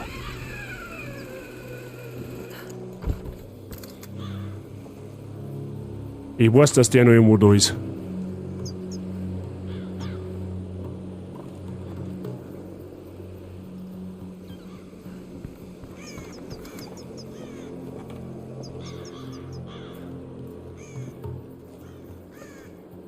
Aber wie? Hat sich der in Luft aufgelöst, oder was? Da ist das Signal. Ja, das ist richtig, aber... Ach, das ist das Dorf, wo wir letztes Mal noch waren. Da wo ich gesagt habe, zu Machi Steiner können wir noch nicht hin. Das wird jetzt dann möglich sein. Okay, nice. Warte mal, da kann man jetzt theoretisch auch nach unten, oder nicht? Ja gut, da müssen wir dann wahrscheinlich sowieso wieder hier, also abgesehen davon. Mich würde jetzt nur interessieren, wo da an der Gegner oben ist.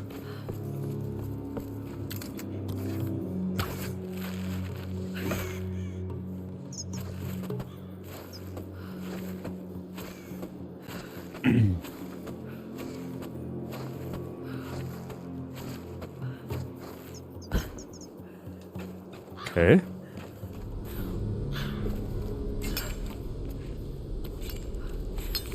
Komm schon, wirf zurück. Ja, warte bis ich... Ah, hi. Hilf mir mal einer! Bis die du umdrehst, bist du schon dreimal gestorben. Oder die Waffen ist ja komplett OP. Oh, da geht's runter.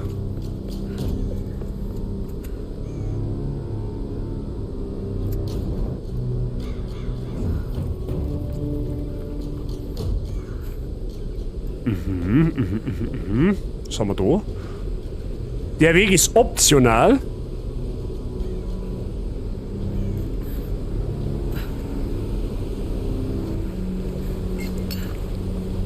Glaube ich zumindest.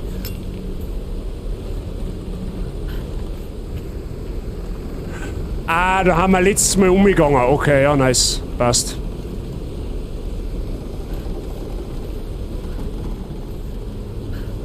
Wenn ich jetzt da springe, wie dann hin?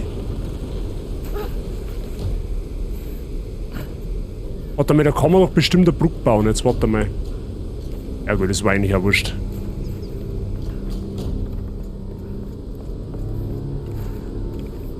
Warum ist denn die Musik eigentlich die ganze Zeit so intensiv?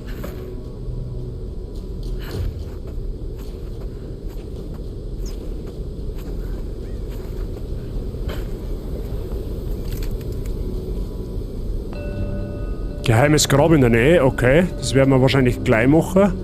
Ja, das machen wir gleich, wenn wir da oben müssen. So, schauen wir mal, was da gibt.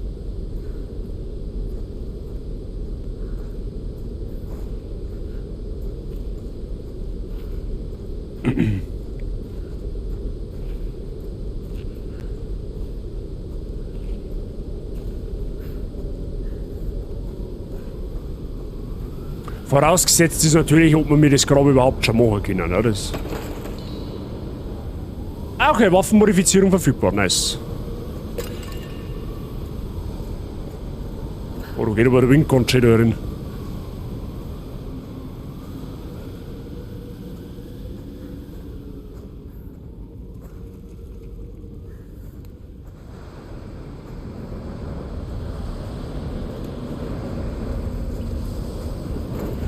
Oh, leck, Alter. Halle des Aufstiegs. Was mein Gräber soll, ist ein Waffenmutz. Ja, wie hast du das nicht gewusst?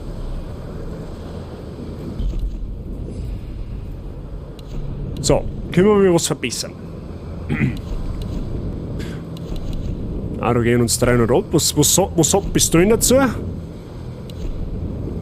Größeres Magazin. Ja, das nehmen wir. Das passt.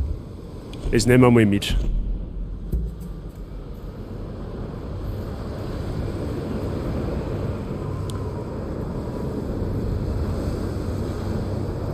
Geil ausschauen tut schon, auch wenn die Bude ein wenig runtergekommen ist, aber...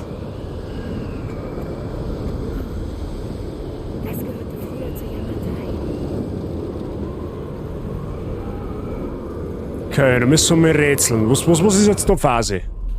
Ich muss irgendwie da raufkommen. Okay, das heißt praktisch auf gut Deutsch, der Aufzug wird aktuell von dem Wind gestört, wenn ich das richtig sehe. Das heißt, das muss da erst einmal zugehen, oder wie?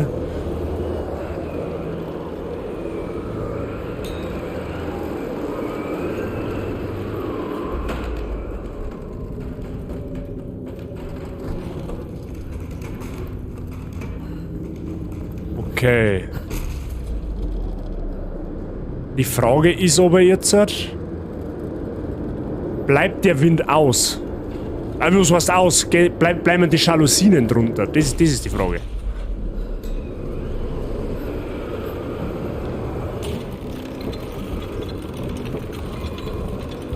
Aha, da geht's auf Zeit. Okay. Mach die Gaudi aus, du hörst.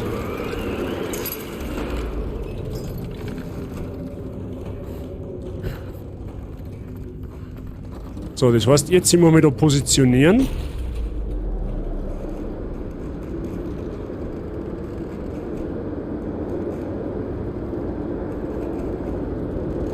Und muss dann warten, bis der Wind kommt und dann muss ich rechtzeitig wegspringen. Glaube ich. Oder auch nicht. Na, warte mal.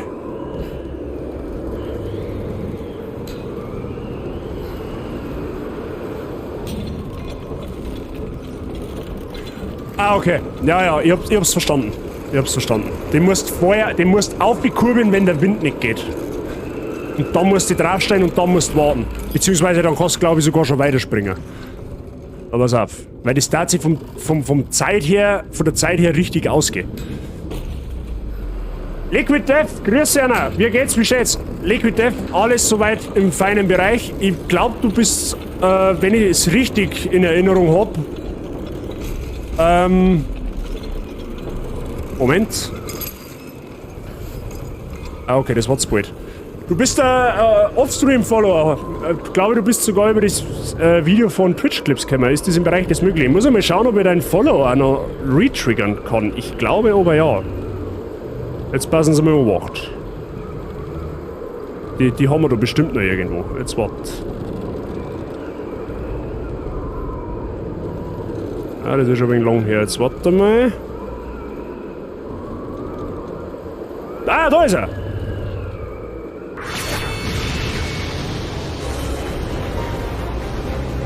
Kann aber sein, dass ich das verwechsel. Ist aber auch völlig wurscht. Aber ich hoffe, dass bei dir auch alles fit ist. Danke dir fürs Reinschauen. So, warum hat jetzt das nicht funktioniert, weil ich jetzt bald gesprungen bin wahrscheinlich.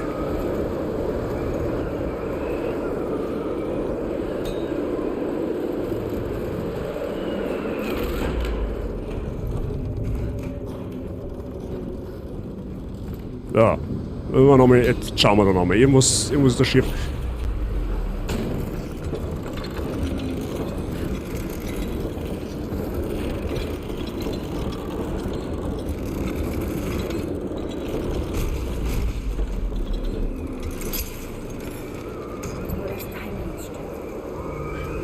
Okay, da übersehen wir irgendetwas.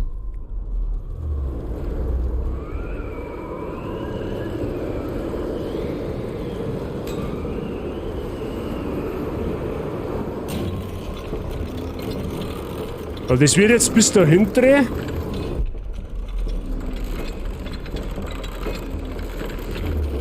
Muss das vielleicht anders umgehen? Es kann möglich sein, dass das andersrum sein muss.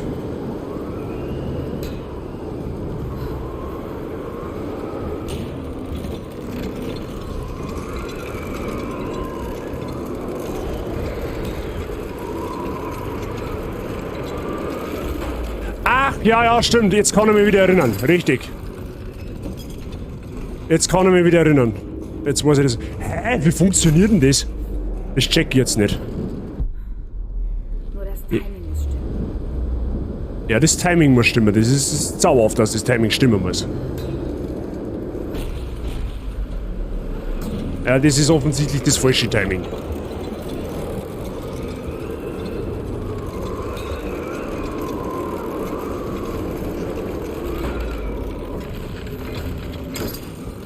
Weil das bricht dann wieder nach unten.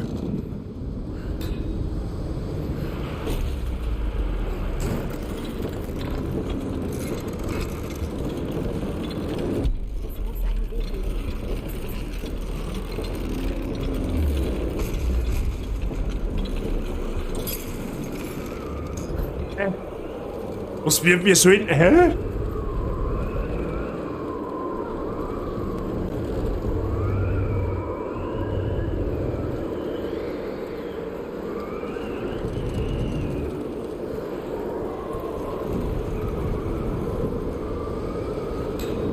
Wenn ich jetzt das nach oben tue,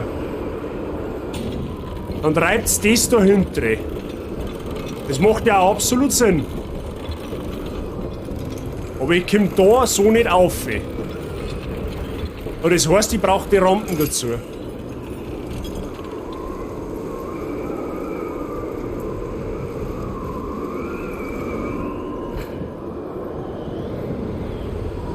Aber ich check's trotzdem nicht.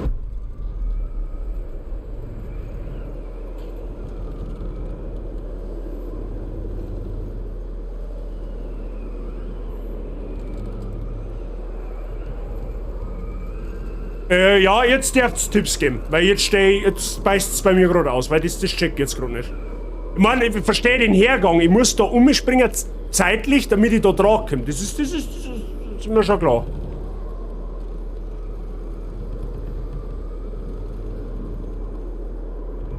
Aber wie?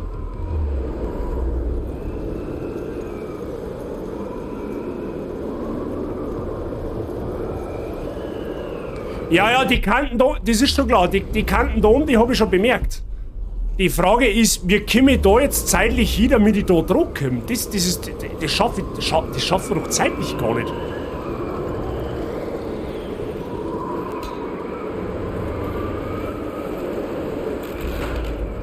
Dass die da Wind mit umzahlt. Was? Dass die mit Wind da umzahlt. Ja, das war auch mein Gedanke gewesen. Das Problem ist... Warte mal.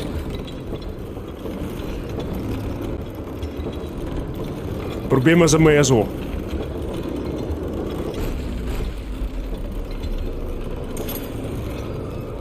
Sobald ich da dran stehe, fällt der Kran nach unten.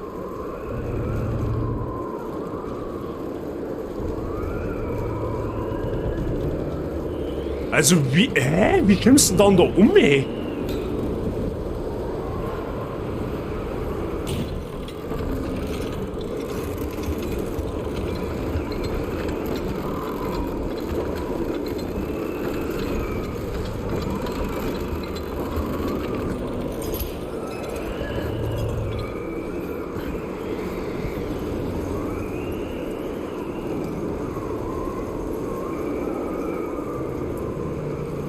Vor allem, der ist ja nur eine gewisse Zeit dahinter.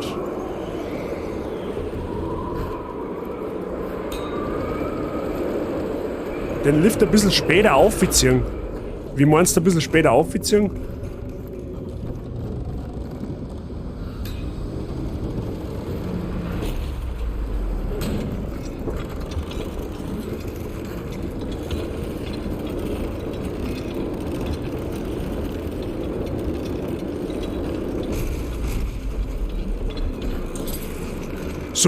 Sobald ich diesen Lift berühre, fällst du nach unten. Mit dem Seil geht da nichts zufällig.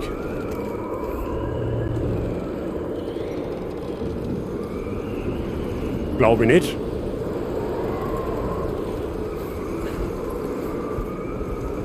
Es muss einen Weg geben, ihn nach oben zu ziehen. Ja, den Weg habe ich schon gefunden, wie man das Ding nach oben zieht. Aber dann, sobald ich mich da dran fällt das Ding nach unten.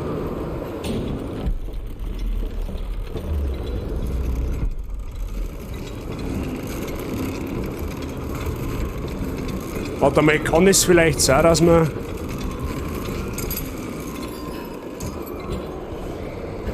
Okay, also ich check's nicht. Ich hab keine Ahnung, wie das gehen soll. Also ich verstehe grundsätzlich, was man machen soll. Man muss mit dem Lift irgendwie da umkommen, aber wie genau? Das ist wieder so ein typisches Beispiel. Das ist wahrscheinlich komplett einfach und ich bin einfach gerade komplett lost, aber es reicht halt.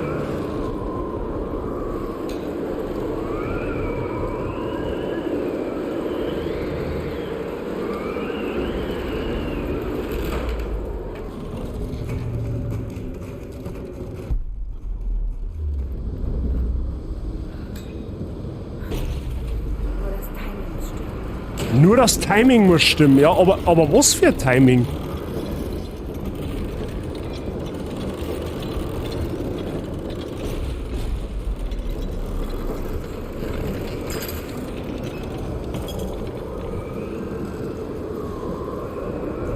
Fenster zu, ein bisschen warten, kurbeln, ein bisschen warten, bis das der Wind kommt und springen wegen dem Druck.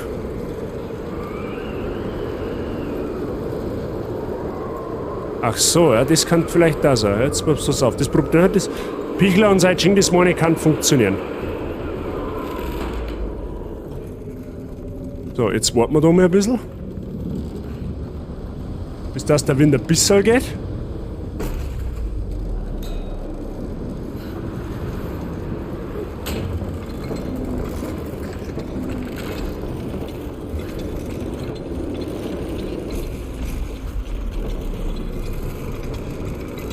Ich weiß jetzt nicht, ob das funktioniert hat.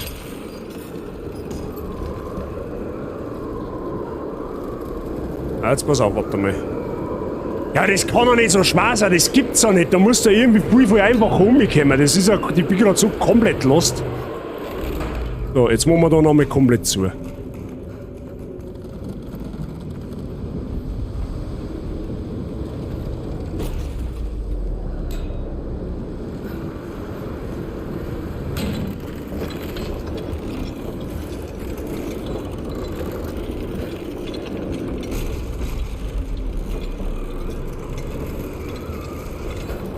Hey, aber wo ist jetzt da? Jetzt glaube ich, beim dritten Mal meine haben wir's.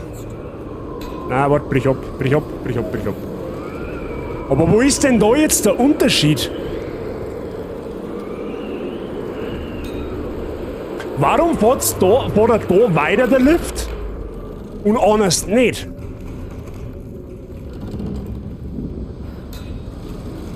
Halt.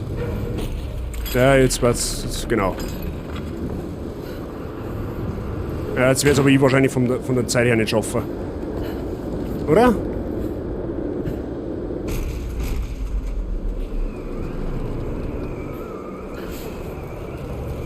Ja, wieder zu früh gesprungen. Ja, aber wo ist jetzt, schau mal, wo ist jetzt, aber was ich jetzt halt nicht verstehe, wo ist denn jetzt der Unterschied, wenn ich einen Tät ziehe, ich check's, ist einfach egal, ich check's einfach nicht.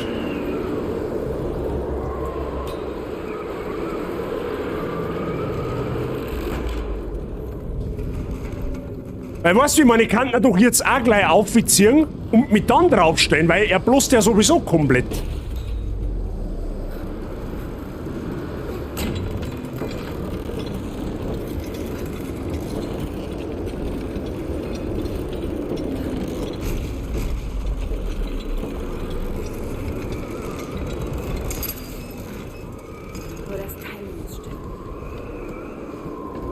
Ja, okay. Weil das Seil nur eine gewisse Zeit zugeht. Ja, sie eine einfachen Rätsel, die brechen mich jedes Mal komplett. Das ist in God of War schon so und das ist auch da bei Tomb Raider so. Also Rätsler bin ich eigentlich nicht so wirklich einer. Wunderschön. Aber gut, danke an die Community für die Hilfe. Haben wir halt leider ein bisschen der Zeit verschissen, aber gut, das macht nichts. Oder was heißt, macht nichts, es hilft halt einfach nichts.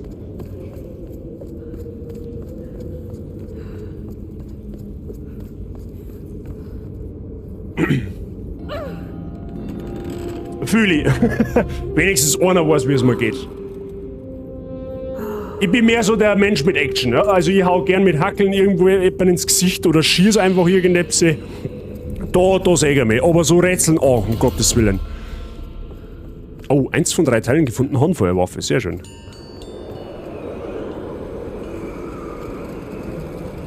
So, außer bei der Bude.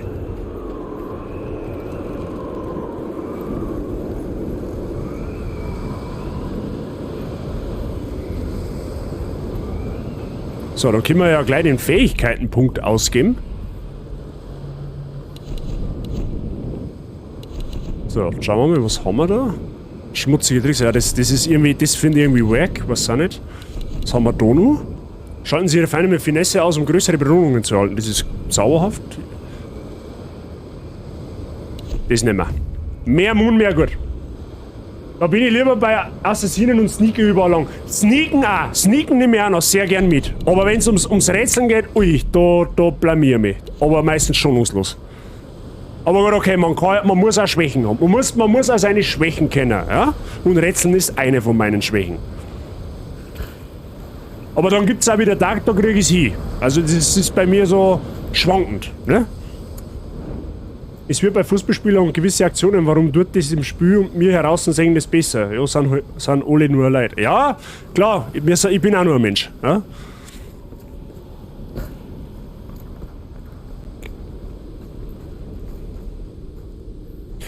Dafür traue ich mir jetzt einfach mal behaupten, dass ich Souls-Spiele relativ gut kann. Ja?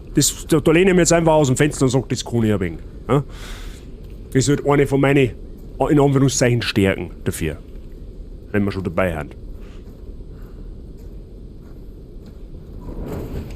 So, und jetzt zum Eigentlichen. Wir wollten mal den anderen Zipfeladam da unten retten, ja? Damit wir noch ein wenig was weiterbringen. So. Scheiße, ich hätte mir vielleicht vor... Achso, warte mal, kann ich... Ist da ein Ankerpunkt? Fuck, geht vielleicht vorher um sollen.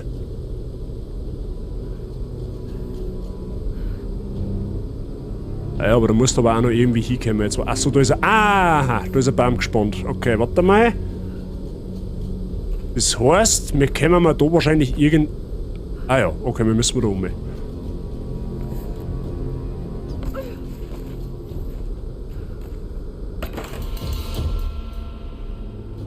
Ah ja, das Hochdeutscher Bayerisch vorzutäuschen ist viel zu schwer auf da. Ja, macht da keinen Stress. Wenn du, wie gesagt, wenn du was nicht verstehst, einfach melden. Wir, Community oder ich übersetzen wir. Na, du sollst deinen Bogen ausrüsten. So, müssen wir da oben. So, weil da um mich können wir ja noch nicht, weil wir da nur einen Ankerpunkt haben. Okay.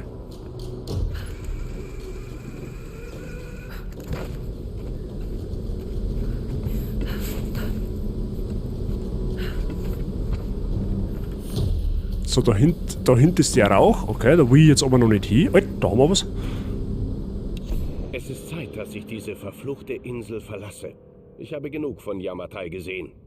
Ich kann die Macht der Sonnenkönigin nicht erklären, aber sie stammt nicht von dieser Welt. Wie vermutet, kannte sie mein Ansinnen schon, als ich die Insel erstmals betrat. Sie hat mich manipuliert, um zu erfahren, welche Informationen ich suche. Aber sie wusste es immer. Sollte ich diesen Ort lebend verlassen dürfen, muss ich meinen Herrn warnen, dass wir Yamatai um jeden Preis meiden sollten. Wollen wir Zugang zu ihrem Meer, sollten wir bezahlen, was sie verlangt. Aber wir sollten die Sonnenkönigin niemals brüskieren, denn das wäre unser sicherer Untergang. Von dem, was ich sonst gesehen habe, jenen finsteren Schrecken, kann ich nie widersprechen. Wie gesagt, das beste Beispiel, an dem du dich wenden kannst, aktuell in der Community, glaube ich, ist Mrs. Fichterli oder der Herr Hetzer. Die wurden schockgeschult. Ja? Die haben das mittlerweile sehr gut drauf. Ja? Die verstehen mich fließend, also glaube ich zumindest. Mit dem Lesen weiß ich es nicht. Ja? Aber wenn du Tipps brauchst, Bayerisch zu lernen, wende dich an Mrs. Fichterli. Die kann da bestimmt mit Rat und Tat zur Seite stehen. Die hat keine Wahl nicht gehabt. Die ist ins eiskalte Wasser taucht worden. So, kann ich jetzt da drüben? Natürlich ist das zu weit weg, das ist ja klar. So, dann müssen wir jetzt vermutlich da nach oben. Ich sage das richtig. Sage ich richtig, okay. Ja, somit haben wir die String-Theorie auch wieder vollends erfüllt. So, die Frage ist jetzt, Aber wie kommen wir nachher jetzt da um? Gar nicht, oder was? Da musst du aber auch noch irgendwie hinkommen. Jetzt warte mal.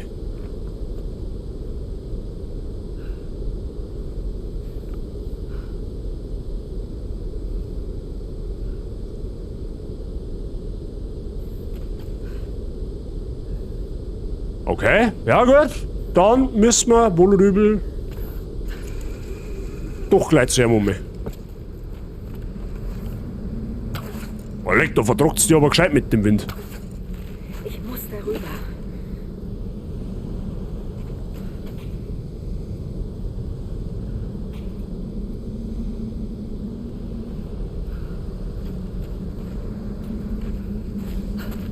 Ja, der Pfosten schaut sehr stabil aus.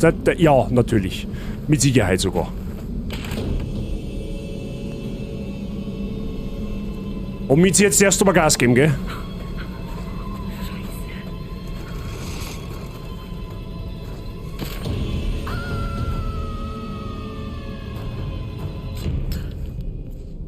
Ha! Da haben wir mir eine super Hackel. Da fährt ja gar nichts.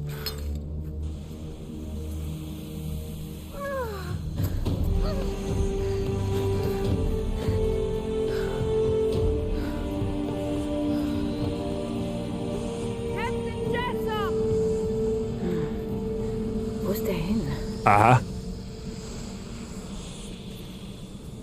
Deutsche Ingenieurskunst, das Seil. Das Seil war nicht das Problem. Ja? Nur der Pfosten hat sich so mit der deutschen Ingenieurskunst genommen. Aber was möchte man erwarten in Japan? Ne? Kannst du ja schlecht deutsche Ingenieurskunst erwarten in der Wildnis von Japan. Aber gut. Lass mir raten, da kommen gleich wieder Gegner. Der haben wir mit Sicherheitsbuffen raus.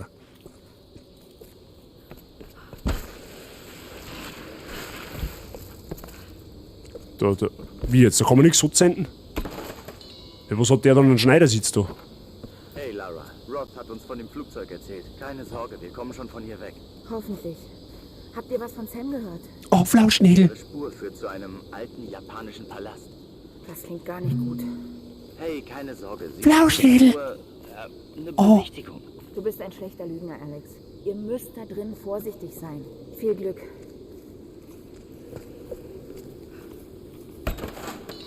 Oh, Flauschnädel will mit uns gehen. Sehr gut.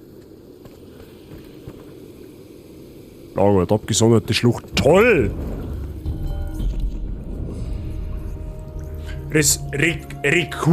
Rekurvebogen. Waffe modifizieren. Provisorischer Langbogen zu Rekurvebogen. Das geht jetzt nicht. Aha. Und was ist da jetzt der Unterschied? Das geht jetzt nicht. Okay. Finden Sie 2 weitere Teile, um ein Upgrade freizuschalten. Okay. Ich brauche noch was zu futtern, sonst gebe ich hier gleich weg. Dann wünsche ich dir einen guten Appetit. Hol dir ja was zum Essen. Nicht, dass wir später irgendwann einen Kunde kriegen und du bist vom Stuhl gekippt und hast da das Hirn eingerennt. Das war natürlich nicht so zauberhaft. Ja, aber kann ich das jetzt verbessern? Oder ist der jetzt schon verbessert?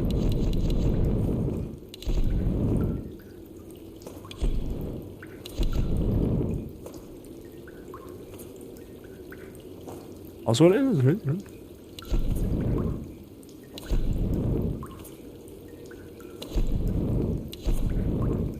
Anscheinend ist er schon verbessert.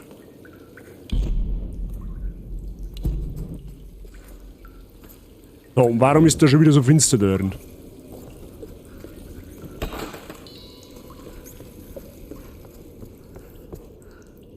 Okay, da geht's dann wahrscheinlich weiter. Oder fühlst du einfach um den Felsen rundum? Okay, da geht's einfach rundum, okay.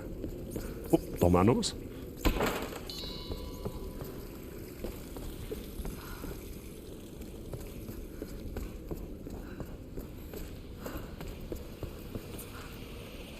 Ja, es war, also manchmal war es schon schön da, gell? So ist es jetzt nicht. Die sind älter als die Kung-Fu-Periode. Was wird Kung-Fu-Periode, was?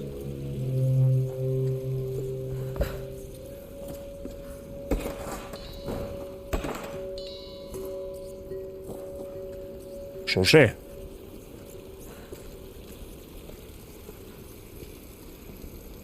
Eine Pilgerfahrt. Wohin?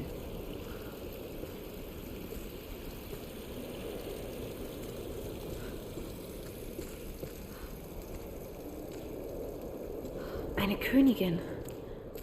Himiko? Ich wollte gerade sagen, da ist ein Sonnensymbol dahinter. Das kann Sonnenkönigin sein. Königin sein.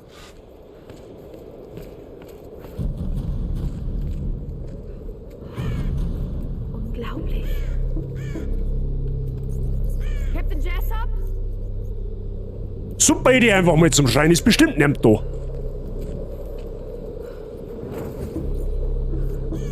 Captain Jessup? Gibt's da was?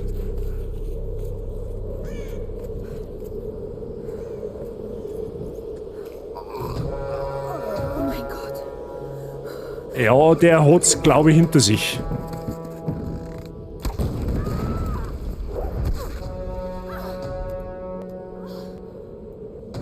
Für ein Kind hast du mir ziemlich viel Ärger gemacht. Das ist der. Aber du bist ebenso naiv und berechenbar. Tötet sie! Das sind sie, die Oni-Wächter. Aha.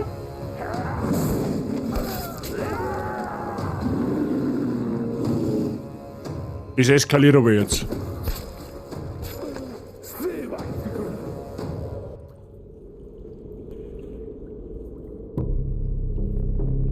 Und jetzt hängen wir schon wieder Kopf über irgendwo. Okay, Horrorsequenz incoming.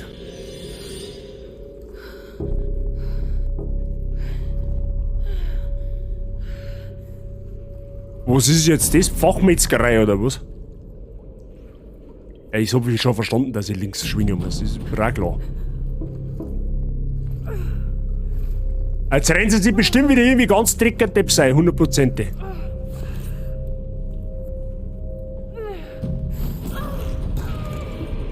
Was sag ich denn?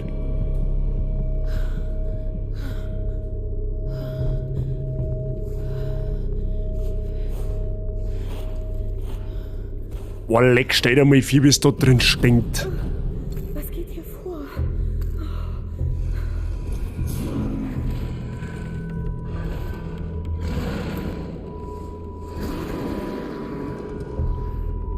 Ich glaub, das mag ich gar nicht wissen, was das für ein Ding war.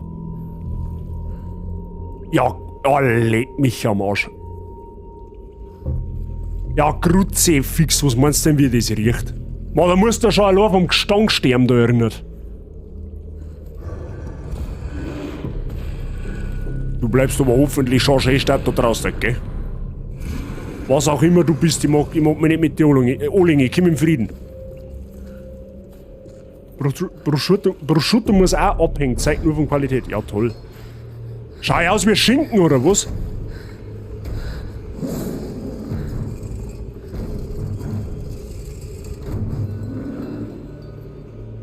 Du hast einen ziemlich großen Meinungsverstärker.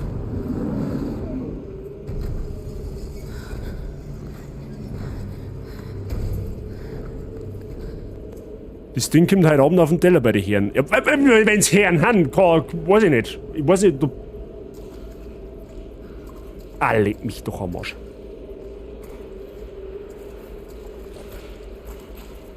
Ah. Mhm. Resident Evil Vibes.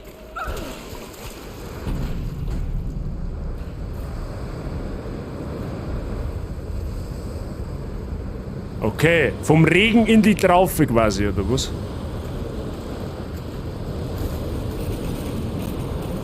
Mann, da fliegt die ganze Bude über den Haufen, ich verstehe die Frage nicht. Wer baut denn bei so einem Klima an der Stelle ein Hitten hin? Da kannst du alle 2 Stunden Sanierung machen.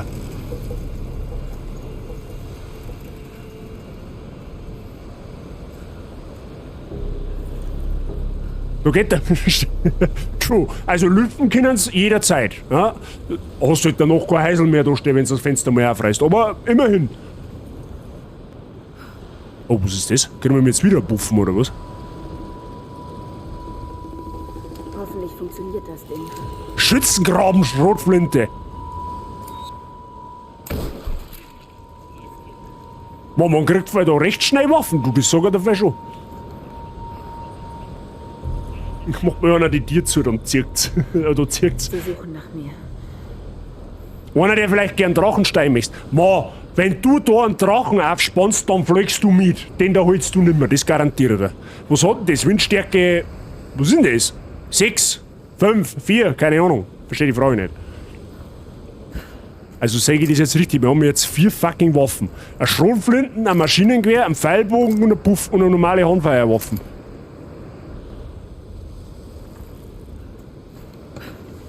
Ja gut, ich möchte mich nicht beschweren.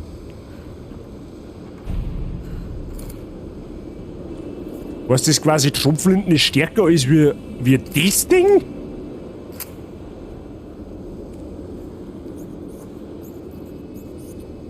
Ja, Amicia, mit die lassen wir laufen. Ja? Du hast ja schon weg nur mitgemacht.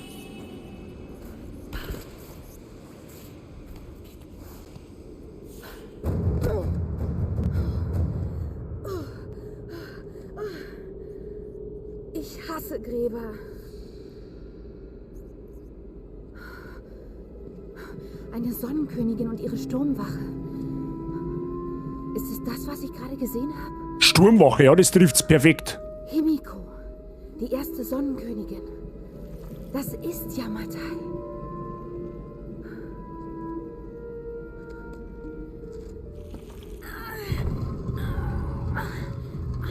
Und da ist jetzt... Und wirklich, wirklich tot. Ja, da wird jetzt nicht gerade der Lavendelduft rausgegangen sein.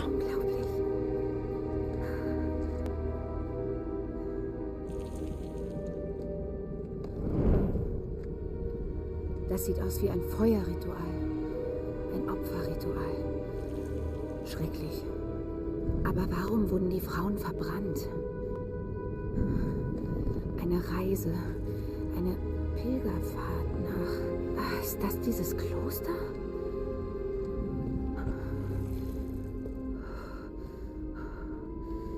Wasser eingießen. Aber warum?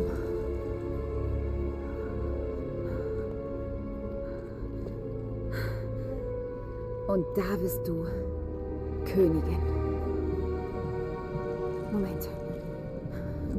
Da wird kein Wasser eingegossen, sondern Macht übertragen.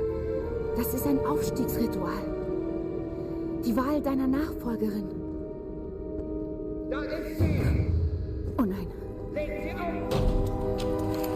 Ja, war klar, dass jemand zum Scheißen wird. Eine super Idee, wenn man in ein Gefecht geht, wo Schusswaffen haben, wenn man da mit dem Schwert da tanzt.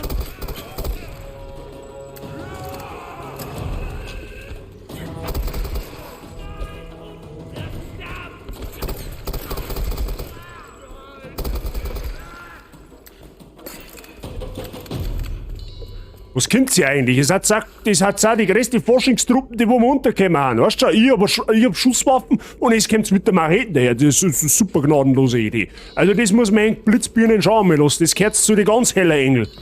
Also wirklich wahr. Gameplay mit Miss Pyramiden, nur ohne Pyramiden. Also Mr. Sigi, du hast das voll erkannt. Habidere.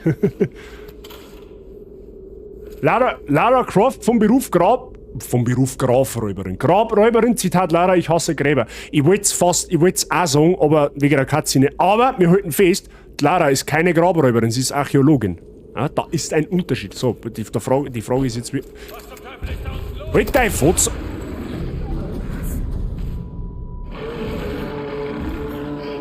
Was zum Teufel ist das? Merci, I guess, dass der mir einen Schädel kaputt gehauen hast?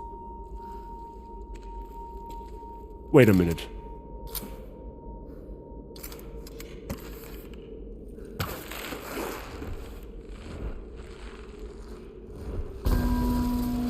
Ja, das hat er. Ja, das ist eine super Idee. Da drum stopft irgendein so ein Riesenviech umeinander und mir leiten wir mal Glocken. Ja, für den Fall, dass er ein Dinner für uns hätte. Ja, weißt du schon. Hells Bells, ja. Buchstäblich. Dann passt der Witz nicht mehr, das stimmt.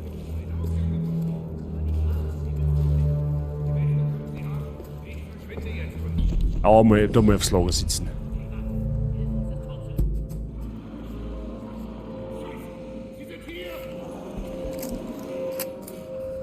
Wie jetzt? Man kann das nur mit Schrot einschießen. Okay. Nice Moon-Verschwendung. Oh. Okay, ich hab nicht gesagt, wir haben sogar Moon rausgekriegt dadurch.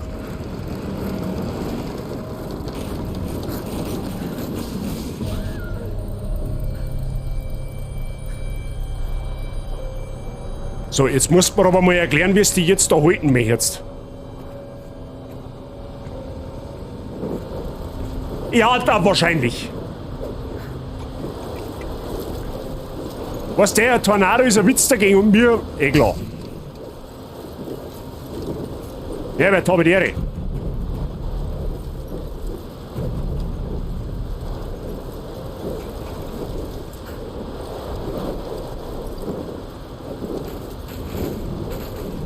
Boah, leck mich am Arsch, was machst du denn?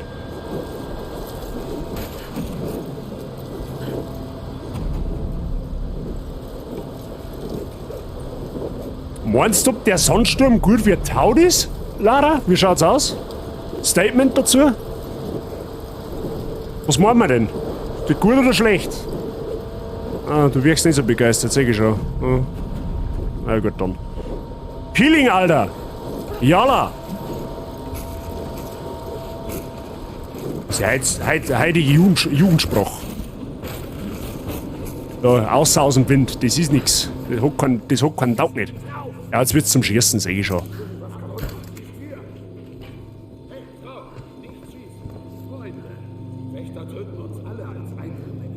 Wer sind diese Wächter?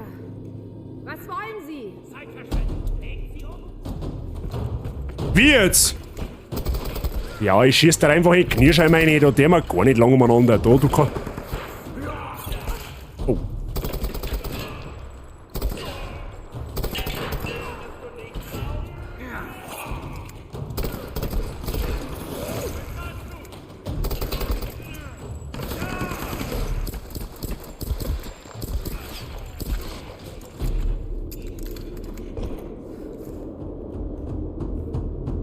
Waren aber hoffentlich alle.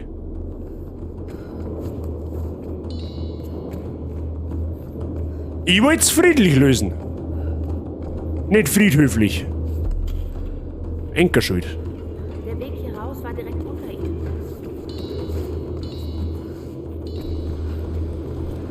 Ist da noch irgendwo einer?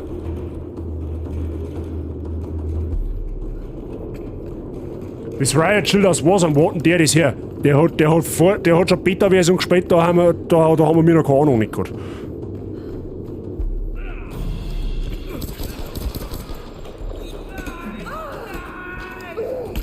Doch, genau so nämlich. Oh, schieße der vorsichtshalber nochmal ins Sackel für den Fall der Fälle.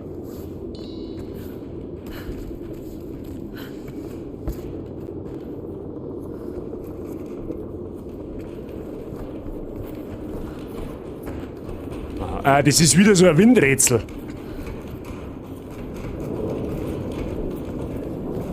Der am ersten Mal looten.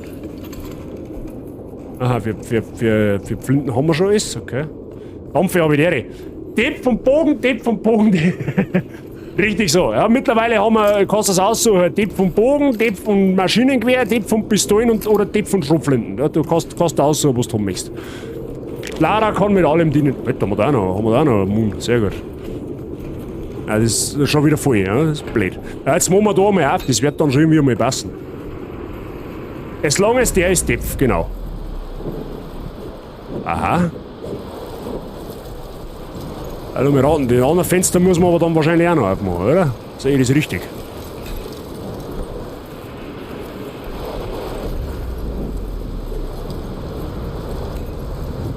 Warte mal, was tut das jetzt?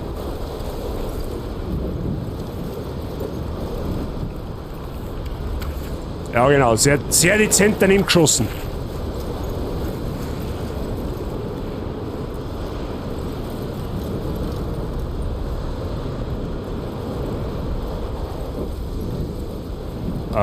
Okay.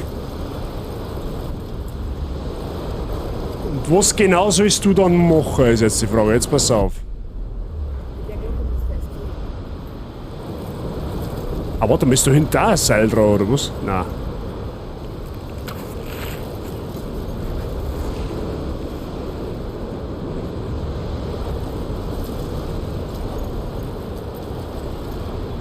Ah, ich glaube, ich verstehe es. Warte mal, da müssen wir mal schauen.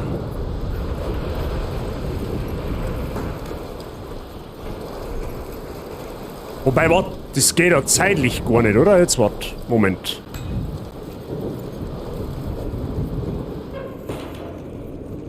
Jetzt pass auf, wenn ich... Ja genau, weil logisch, das kann ja nicht funktionieren, weil da geht der Wind da noch. Also das heißt, das muss auf alle Fälle auf sein. Für den Herbert als Koch sind DEF gewissermaßen berufsbedingt, genau so. Der Herbert müsste eigentlich Fachmann für DEF sein.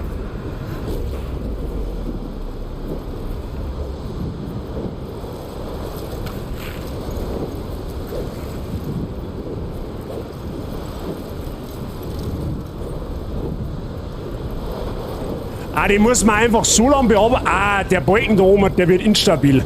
Wie jetzt mal, wo wir das Ding schwingen. Okay, ja, hab ich schon verstanden.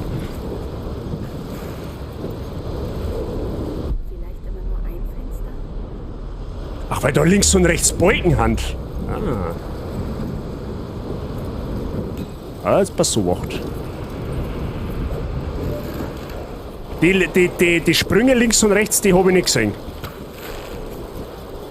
Ich habe jetzt nur auf den oberen geschaut.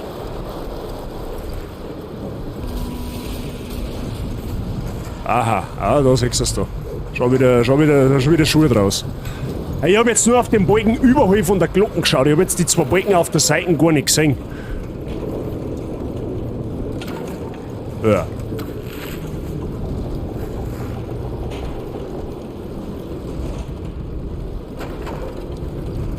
Achso, weil da... Ich bin also ein Depp, weil da noch zu ist eh klar.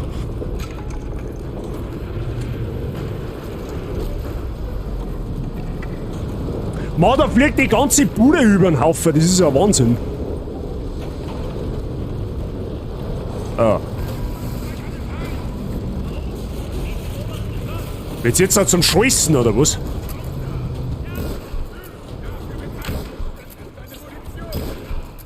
Wurscht, was du für Munition hast. Ich tue die weg.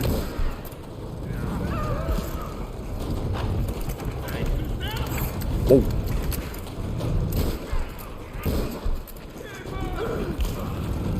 Flinten-OP.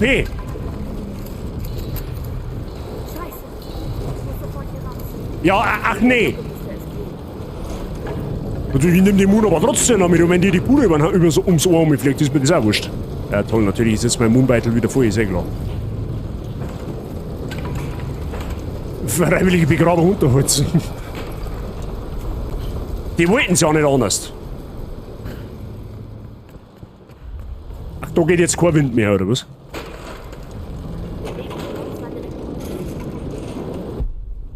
Da.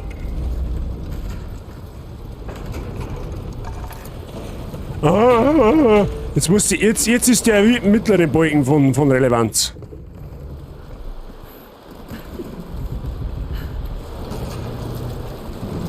Jetzt müssen wieder beide Fenster auf sein.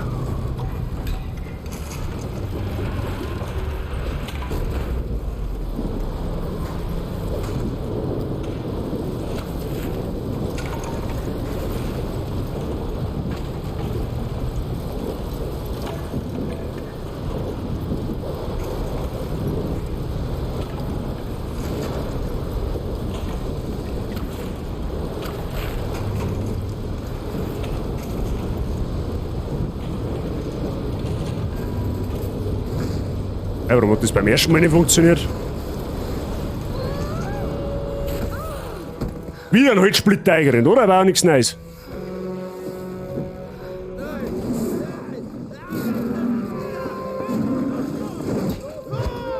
Aha, der spielt Baseball mit den anderen. Boah, jetzt der ist der Füße nehmen. Ich glaube, gegen den haben wir keine Chance.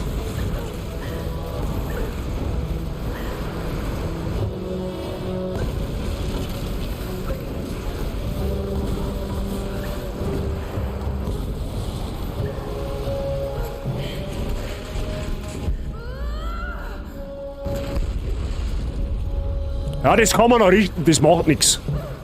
Du.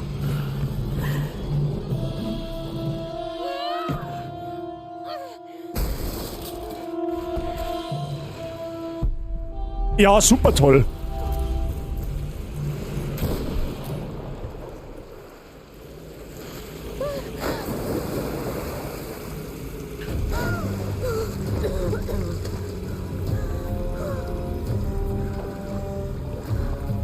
Beim ersten hat der Schwung, ja, das kann's auch.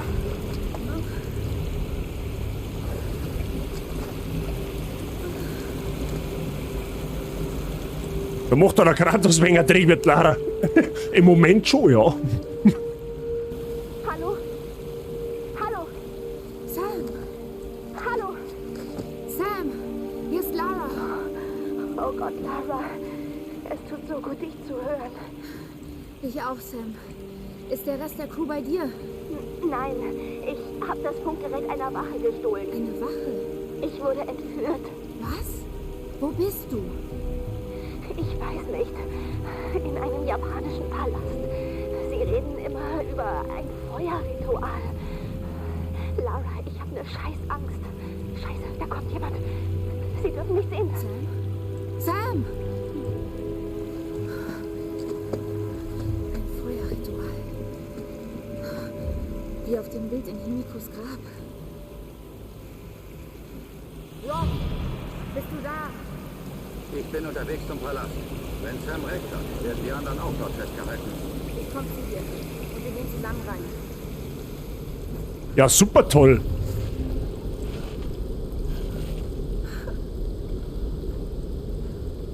Also ich an ihrer Stelle keinen Bock mehr, sage ich dir, wie es ist.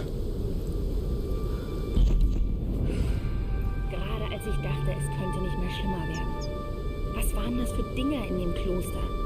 Sie waren gekleidet wie die Sturmwache und ihre Geräusche waren fast unmenschlich. Scheiße. Hör dir mal selber zu, Lara.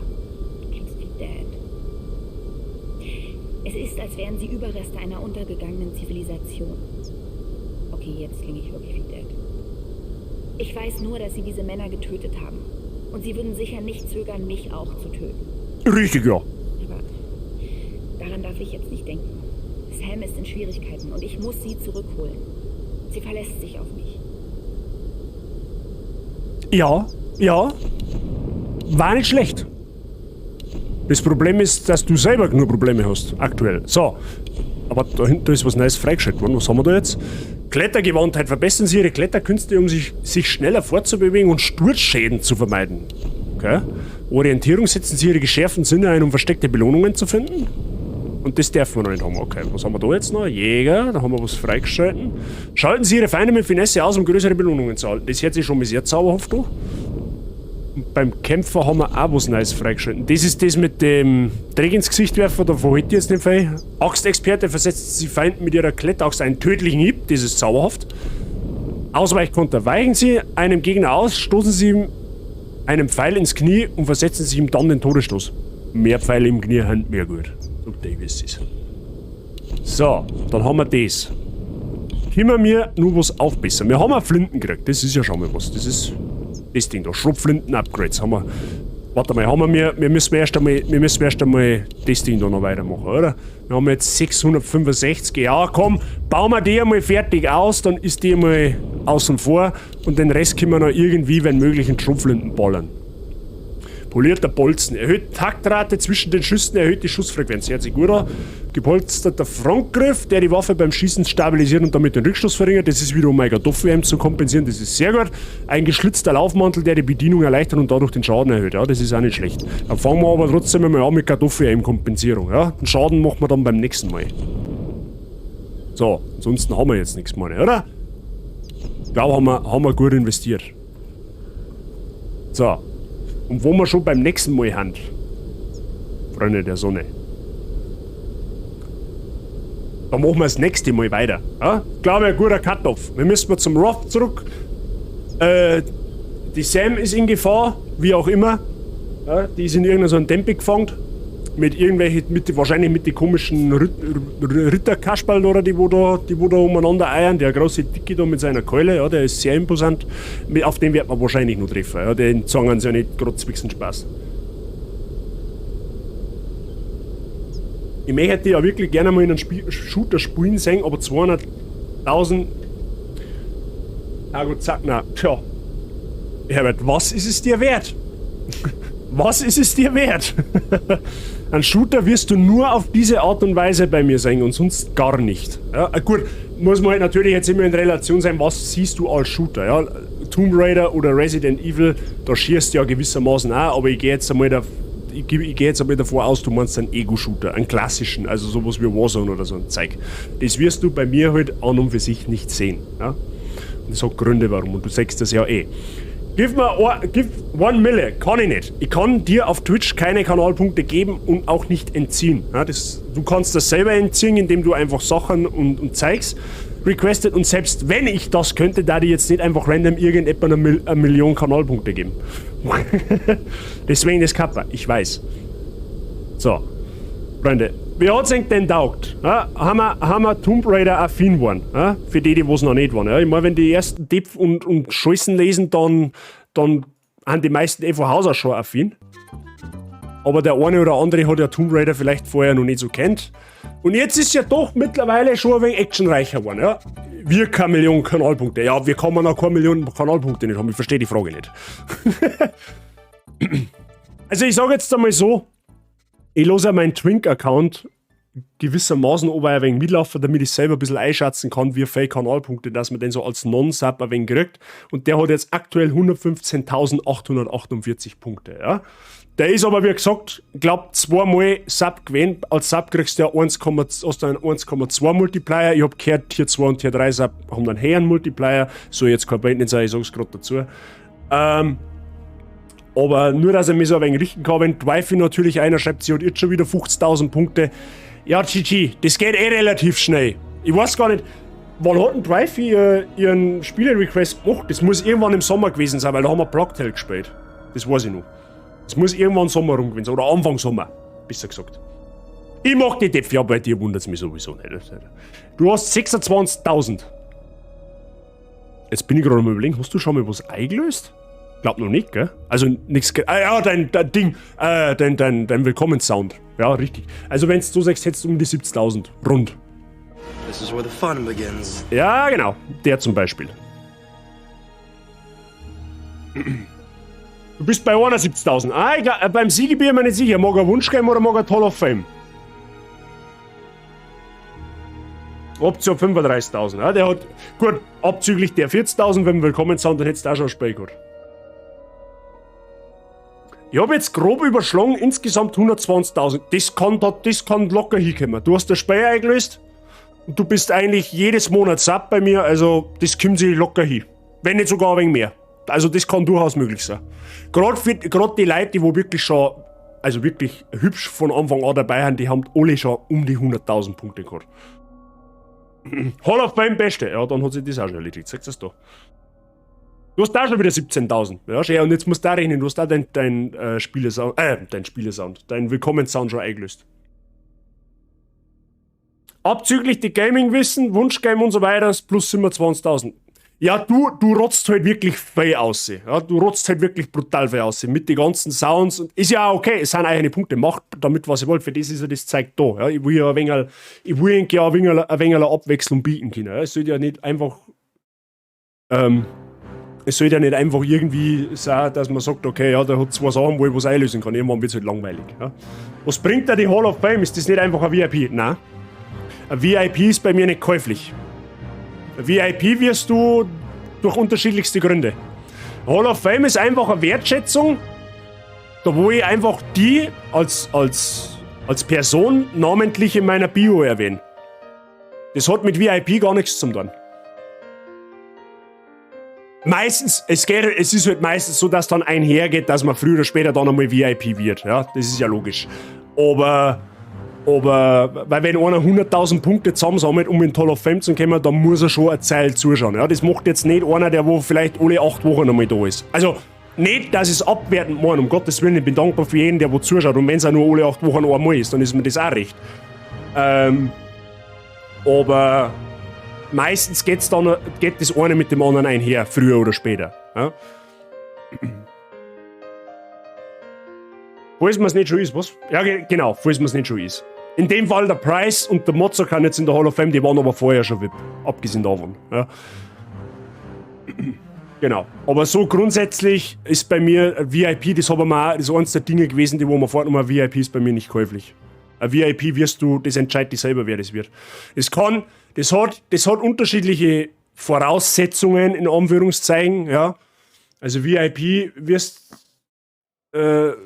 zum Beispiel, wenn du oft da bist, wenn du vielleicht einmal was tust für mich in Sachen, wenn du mir hilfst irgendwo bei Streams oder abseits davon, VIP wirst nicht nur durch Support vom Stream selber, sondern halt, da gelangt einfach, wie sage ich denn, Black sagt, ja, zuschauen, viel da sein, mir das Gefühl geben, hey, du hast, also was heißt mir das Gefühl geben, das hört sich falsch an, aber einfach präsent sein.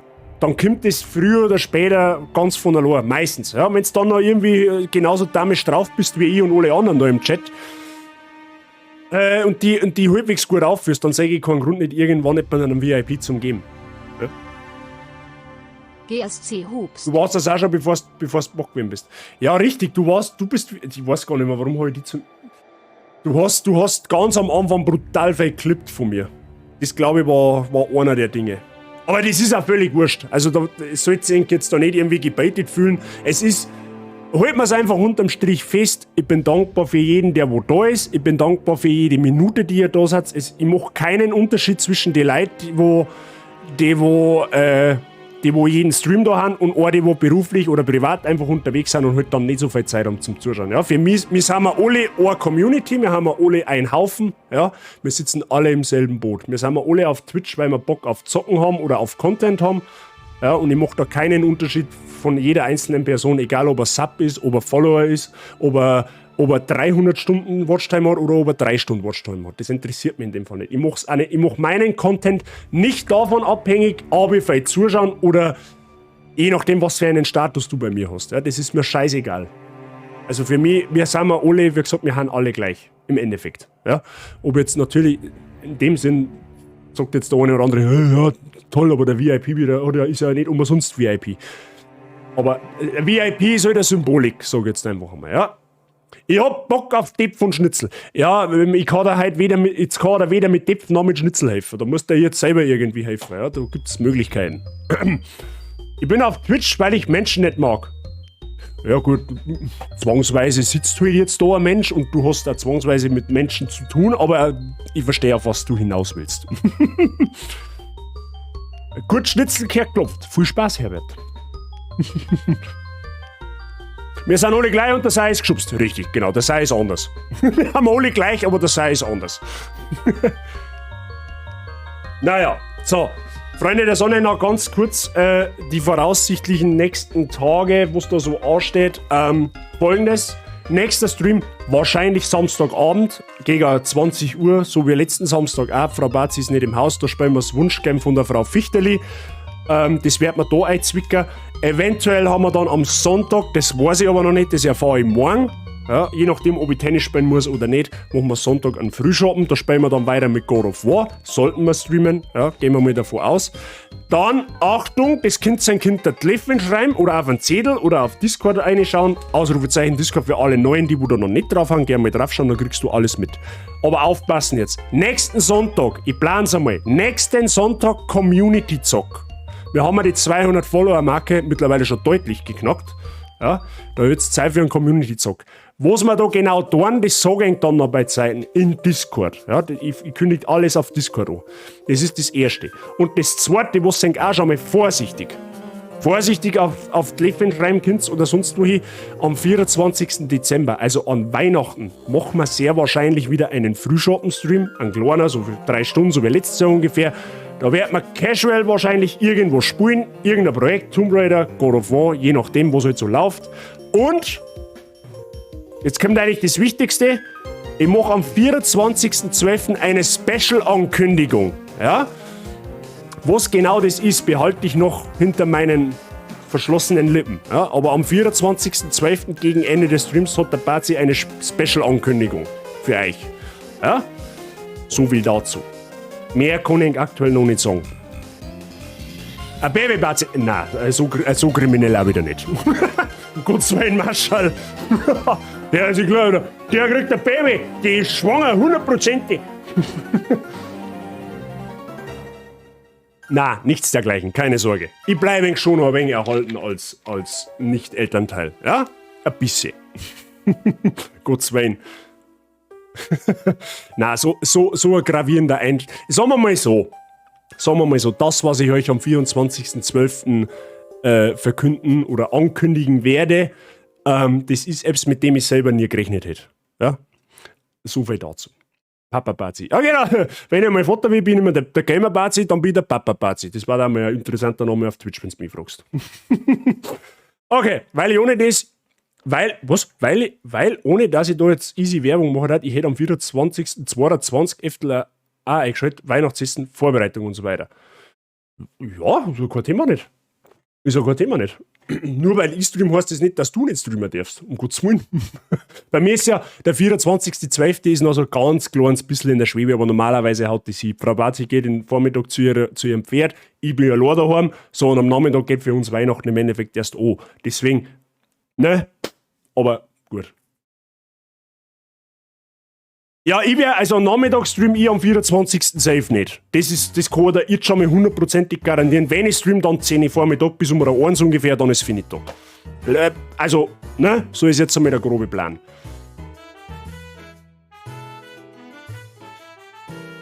Nein, es ist auch keine Hochzeitszeit. Das Christkindl gibt's nicht. Ja, stimmt schon. Aber damit für die Allgemeinheit, ne? Also für die Allgemeinheit gesprochen. So. Freunde der Sonne, ich schau jetzt einmal, wer live ist. Jetzt schauen wir, wer live ist.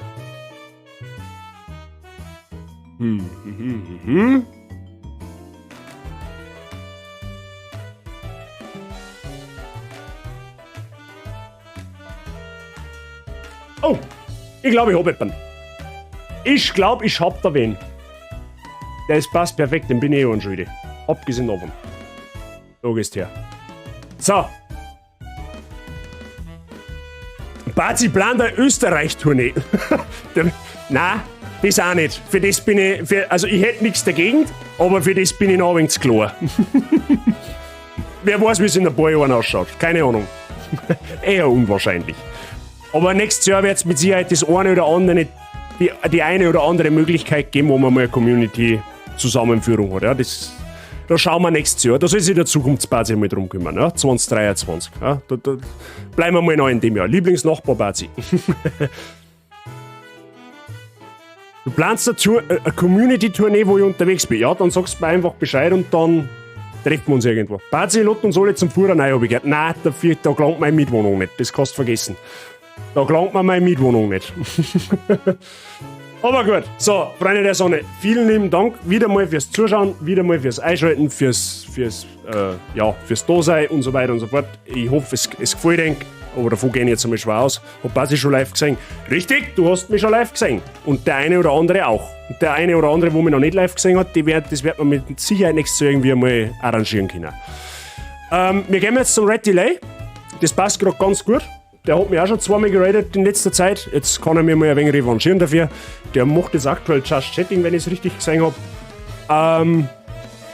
Und ja, wie gesagt, nächster Stream wahrscheinlich am Samstag. Da, wie gesagt, ich sage morgen Abend spätestens im Discord Bescheid. Oder sagen wir Freitag, weil morgen Abend wird es ein wenig spät sonst. Und dann sehen wir schon, okay?